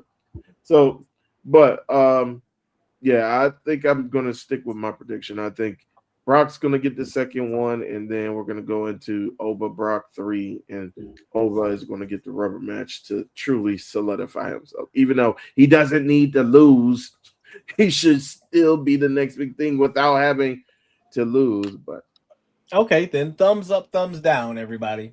uh-oh. Thumbs up if he's going to pass out. If he loses, since we the loser category now for Oba losing. Cody lost in that second match. I want to say it was overseas too, but it was overseas and he lost that match to an armbar. Right. He passed out in pain from the armbar. Does Oba actually get his shoulders pinned to the mat? Or does he actually lose via passing out? Thumbs up. Or I don't see it that way. I see it as maybe if it's not a clean loss, it's a double count out. Because that protects Oba and it doesn't impact Lesnar as taking another L. Well, that's something you do on a Saturday night's main event. You can't do that on no pay-per-view, brother. Like they haven't done this before. I mean, this is WWE we're talking about. Yeah, that's what I was to say. Italy gonna turn on that show. Like them European crowds are. That's what you want to do with the rest of that energy for the night. Hey, you would have had him tripping off of one match. We've seen it happen before. Did you not see night one WrestleMania? But see, no. As they were struggling to get folks on in that building, like they were so desperately asking the people get people in there. This was not the WrestleMania nights of previous years. Right. Folks ain't traveling over here. Now we going to them. We in their territory. With that being said, we got their money already. You paid. You poop on this match. Everybody down there in Italy trying to do this, and now you got them all doing this. Okay, cool, bet. Now with that, they tripping. Boo! Especially if it's a poor result. Now you give a crazy like smash mouth brawl and like, okay, Brock gets it in. Crowd ain't gonna turn on that. But you do a lazy double count out in this company with how their booking has been. I don't think fans ain't forgot the WrestleMania stuff. They got that energy. They got the energy to say, "Oh, this is what you wrote for us." Bet it's about to get real unreal in here. Boom! Like they gonna trip over that somehow. I wouldn't put it past this company that only sees dollar signs and talks in quarterly revenue. given. I wouldn't put it past them. It wouldn't surprise me. Would I be pissed if I went? Absolutely. I would be upset. But you know what? They scanned their ticket already. They got their euros. You're a captive audience by all intents and purposes. You're captive. You're going to enjoy this AI slop that we cooked up for you. Captive. That's what I think. It wouldn't put it past me. I mean, just to protect the two people that you have on the marquee, we'll sell it to another town. We'll get these other customers. I don't want to call them suckers, but that's how this corporation is starting to treat their audience. They're starting to insult their intelligence, and so I would say I would not put it past that they have a double count out where they just tear up both announce tables. They go roughshod and go up the ramp, and hey, there's more plunder. We'll save it for another pay-per-view. Move this man. I'll be the bad guy. I'll be the bad. I'll be him. I'm him. I wear the black hat. I'll do it. But you're gonna look like the smartest man in the room if they actually pull that mess off. So hey, big up to that call. But that leads us to the last match. Roman Reigns versus Jacob Fatu. Who really needs that protecting? Tribal combat. Who gets the World Heavyweight Championship? Does Roman get an early holiday so he can go do some Street Fighter promotion? Does he get a Street Fighter promotion with a nice little shiny gold belt on his shoulder? Let's go with you, Ray. All right. It's funny that you mentioned Street Fighter promotion. Let me put my... Because I actually wore my Street Fighter socks today. I don't know if you can see it. That's right there. Who is Roman playing in Street Fighter? He's playing Akuma. Who? Akuma. Oh, okay. The evil that makes demon sense, yeah. ninja. Yeah. All right. And got E Honda right there. Got gun right there. You talking about Hiroki Goto? Oh yeah, right. Hiroki Goto. But I just want to show you brothers that. But yeah, so I am in a Street Fighter mood, so we could see Roman go off in the sunset. I thought he was going to lose at Backlash. It's crazy to see like this storyline that they're kind of portraying between the two, as far as Jacob is the one that can't be controlled, and even when we want to fire him, we can't fire him because Roman wants him in a match. And I'm like, why we got to do all this? Like they could have just had him win at Backlash. Well, they have to over-explain every fucking thing. Of course. Yeah. All right. So I got Jacob winning. I think Jacob's gonna win. Roman's gonna take, like you said, he's gonna take his hiatus to promote. And it's funny that you mentioned that because Cody been promoting. Like this man been showing up dressed up as Gal. But we'll see if he takes a break as well. But yeah, I see Jacob winning. Okay, how about you, Professor Chris? I see Roman winning. The thing with this is like with Roman is Jacob is over, but I still think Roman is their crown jewel guy. I think he's their guy that the fans pay to see. I don't think Roman is flying all the way to Italy to job to anybody, even his cousin. And I think that the crowd reaction to Jacob, if you would have asked me a couple weeks ago, I would have said definitely have Jacob win. The crowd reaction to him is not consistent. Because I saw the Raw like this past Monday, and the fans were very, very hot for Roman, everything Roman did, and they were lukewarm to Jacob. And I think for that reason, unless Ray knows if all he's doing is promotion, he can wrestle and do that shit at the same time. If he's shooting another movie, then I'm inclined to pick Jacob, but nah, I think Roman has got this. Fortunately or unfortunately, however you look at it. All right, Jay. I would love, love to see Jacob Fatu get his first heavyweight title in this company. Unfortunately, I don't think that's going to happen.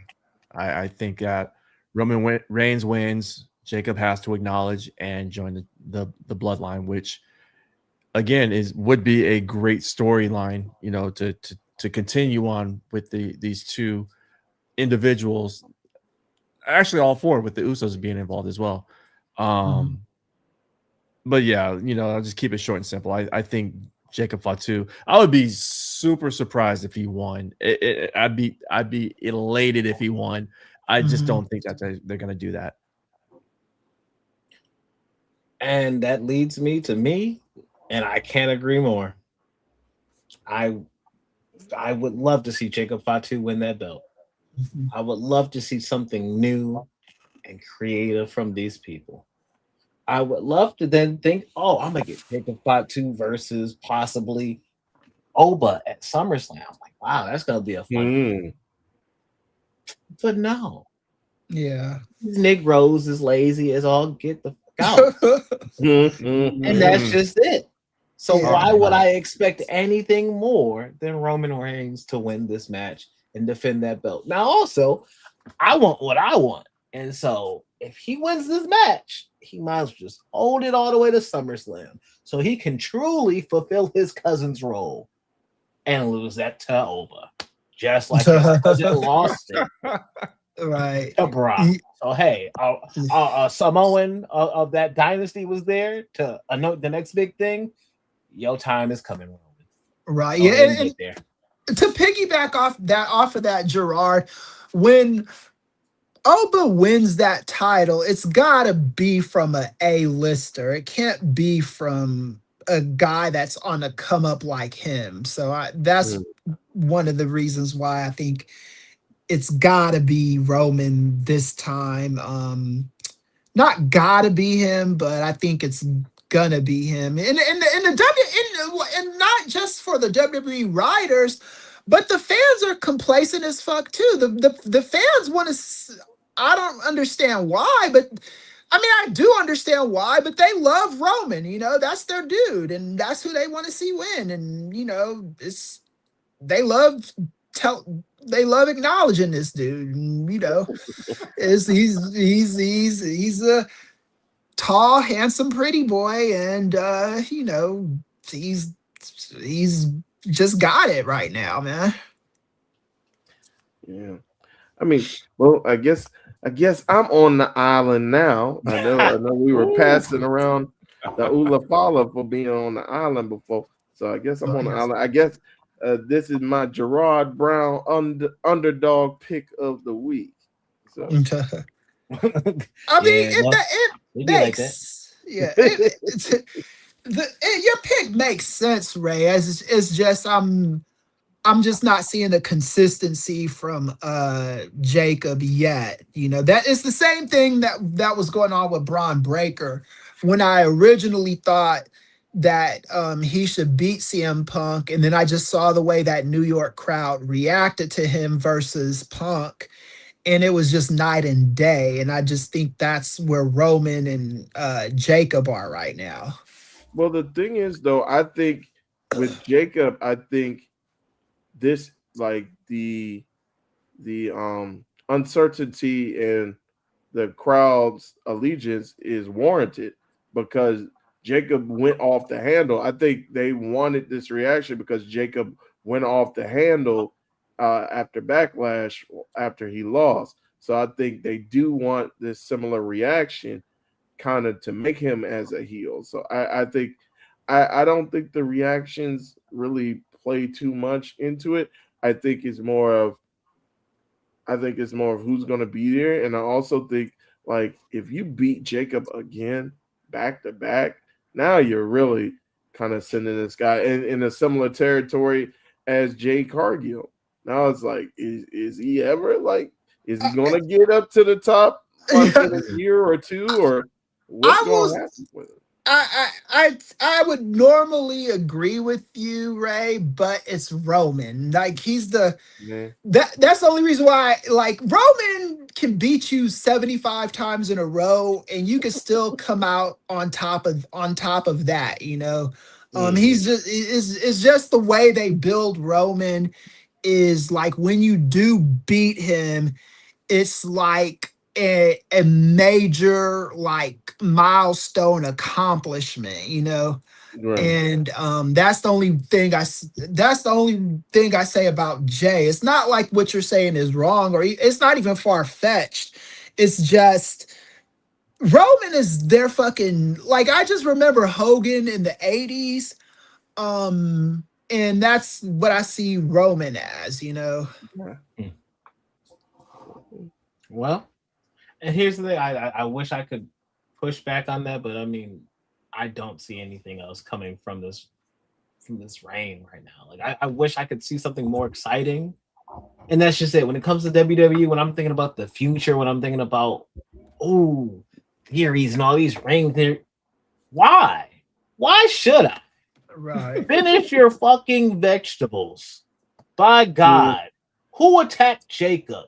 Who did True. like all these other storylines that you have left untouched, undone, that I'm sure that you're not coming back to?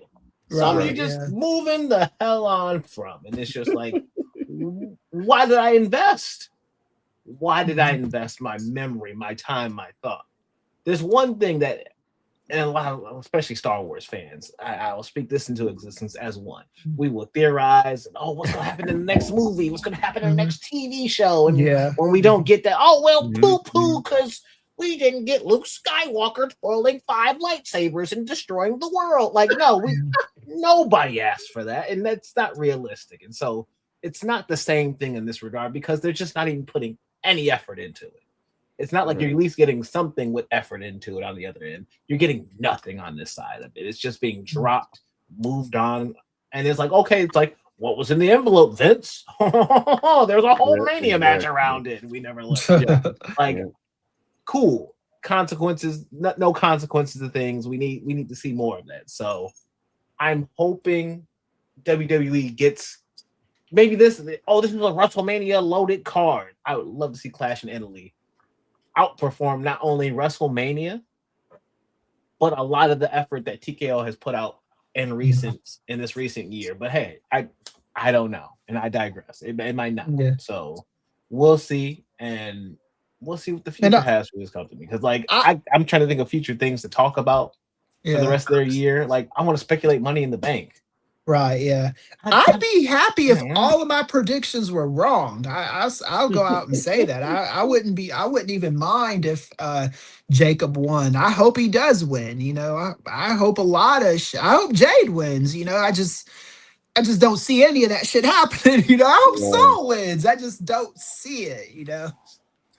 Yeah, I'm not foreseeing a lot of those wins, but what I do foresee is us wrapping up this show because this was a large and big edition of Ring Theory. And so we usually do the big 3 here. If you're a first-time listener, we will conclude the big 3, the 6-man tag, the trios division, if you will, at the next edition of Ring Theory. But on our plugs, if there is anything that you would like to shout out, if you think there's somebody who's just winning, go ahead and feel free to shout them out on your plugs on the way out. If you think somebody just truly sucks and you just got to say it, go in your plugs. If somebody's all right, don't put them in your plugs. Leave them for next month. They're going to be fine. So with that said, Professor Chris, what you got for us, man? What's on the Substack? Oh yeah, so Substack, I don't even know what my last article was. I think it was, I don't even remember it, man. It's something about it was about the cult that's in the Republican Party right now that's just going on with Massey losing, and I got some stuff. I've got articles coming up for the Nefarious Substack. It's just getting around to, like, the thing is like with my Substack, all the like, the money is just very clearer on that Substack than it is on the Nefarious Substack. So it's kind of like measuring both of them. So just pay attention to those. Look for um either me or Jarek or both of us at the press conference for AEW in June. Looking forward to that, and looking forward to just more episodes of Ring Theory now that you guys have launched a Ring Theory channel. Let's see how the YouTube algorithm treats it. And yeah, man, I'm very, very excited for what we got going on. And yeah, so let's see. I'll see if Matt could come through for me and my wife. But we'll see. Shout out to Matt. Matt took care of me. I can't be mad at that. So shout out to Matt. Oh But yeah, how yeah. about Shout out you, to Ray? Matt. All right. Well, with me, you can always find me right here on the Nefarious Media Network and on the Ring Theory / Headcanon Grabs channel as well. Hopefully, we can go ahead and have a simulcast one of these days, so that way we'll be airing on both channels, on both YouTube channels as well. And you can always find me wherever you're watching wrestling shows in the DMV area. I'm going to try to make it out a bit more often, especially with us getting our foot in the door through AEW. I also want to go to a lot more independent shows and cover those as well. So hopefully you'll see me out here. As far as my loser, I think I'm going to go with Joe Hennick. He's had some legal troubles recently, and I guess it's come out that he got arrested for DUI and for Mhm. kind of cursing at officers and also using anti-gay and anti-female slurs against people. So hopefully that brother gets the help that he needs. Yeah.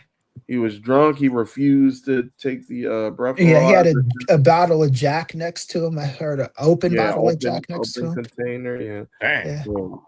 Yeah, so Mm. hopefully that brother gets the help that he needs. But for right now, it's not a good look, brother Joe. So hopefully you get the help that you need. And I know you said no eyes, but Willow Nightingale, I hope you'll be all right. So that's all I always take an eye for Willow. I get. But Jay, how about you, man? Oh yeah.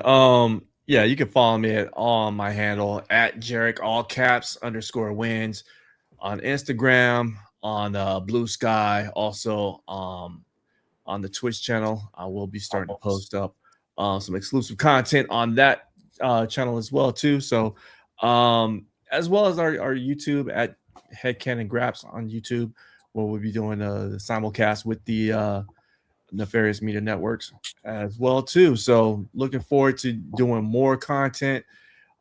Fingers crossed, we're doing the Forbidden Door as well too. Me and Chris, you'll be hearing from more of us doing that kind of stuff. And as far as my winners of this past month, shout out to AEW proper. I mean, they put on a show. They've shown that pro wrestling can be done in several different ways. It doesn't matter if you like hardcore matches, goofy matches, whatever. They've got something for you. And it wasn't commercial mania. So again, I wasn't being sold anything. I was able to watch, enjoy, and have a blast. And again, Girard, you're also the winner of the month too, because I mean, you held it down the month before. Ray, you held it down. So I mean, we all winning, man. So it's good to see. I love to see it. This has been a level up year for us, Ring Theory proper as well as Nefarious. So I'm just really excited and happy to be a part of a team that are, truthful in our dialogue. We are, trying to bring up other communities, not just professional wrestling, sports, politics, pop culture, things of that nature. So, I mean, thanks again for, this community that we have here, this thing that we're building, the foundation that you've allowed us to build upon. I was just so thankful and grateful for it. So, yeah, that's all I got, man. Man. Appreciate And you, Jay. You started it, Jay. You started it at Dynasty for us, brother. Yeah. Can't So- forget. but nah, Appreciate man. My winners, AEW for sure. For the shows, for the energy and what we've had going on, the upward momentum, definitely the winners of this month. And also, Jay already took my thunder, but Jay going to Revolution and doing his thing at the press conference, Ray doing his thing at Supercard, and me at Double or Nothing. Nefarious is on the up, NWA is on that up, and we about to do it right here on Ring Theory. So hey, episode 17, we already a year deep in. Who knows what's going to be happening by next year? So lock in right here on Head Cannon Graps on YouTube /Ring Theory, which at this point we might be phasing out the Head Cannon Graps thing fully and just doing Ring Theory because I think Head Cannon Graps also, some people think it's spelled with one N. It's two N's. The But canon. Cannon. But you know what era I grew up in. So with that said, follow us on YouTube, follow us on Patreon, join us for the drive for 500 because you see we already going places. So hop on in the car with us because we got the Styles Break fights. We got the two MMA experts right here, and Ray and Jay. We got Chris working on his political show, not only knocking out stuff on the Substack and all that. We got Super Sat covering superhero content with different voices, not only just on this show, but others supporting that. We got the Parlay, where we just kicking in and having a good time. The Kings of Sport proper, the mothership, if you will. We got it all here. And then also, we are also on Post Wrestling with the NWA, the Nubian Wrestling Advocates podcast. So don't be a stranger. Jump on the drive for 500. If you're already on this video, hit like, hit subscribe, share it out to somebody who you know likes wrestling. If you're looking for a space, share it to somebody else because they might be looking for that same space too. That's how I found these gentlemen way back in the day, and that's what we're trying to do, provide a space for other people. So get on board, and we'll see you next month. Peace and chicken grease, y'all. I'm trying. Here we go.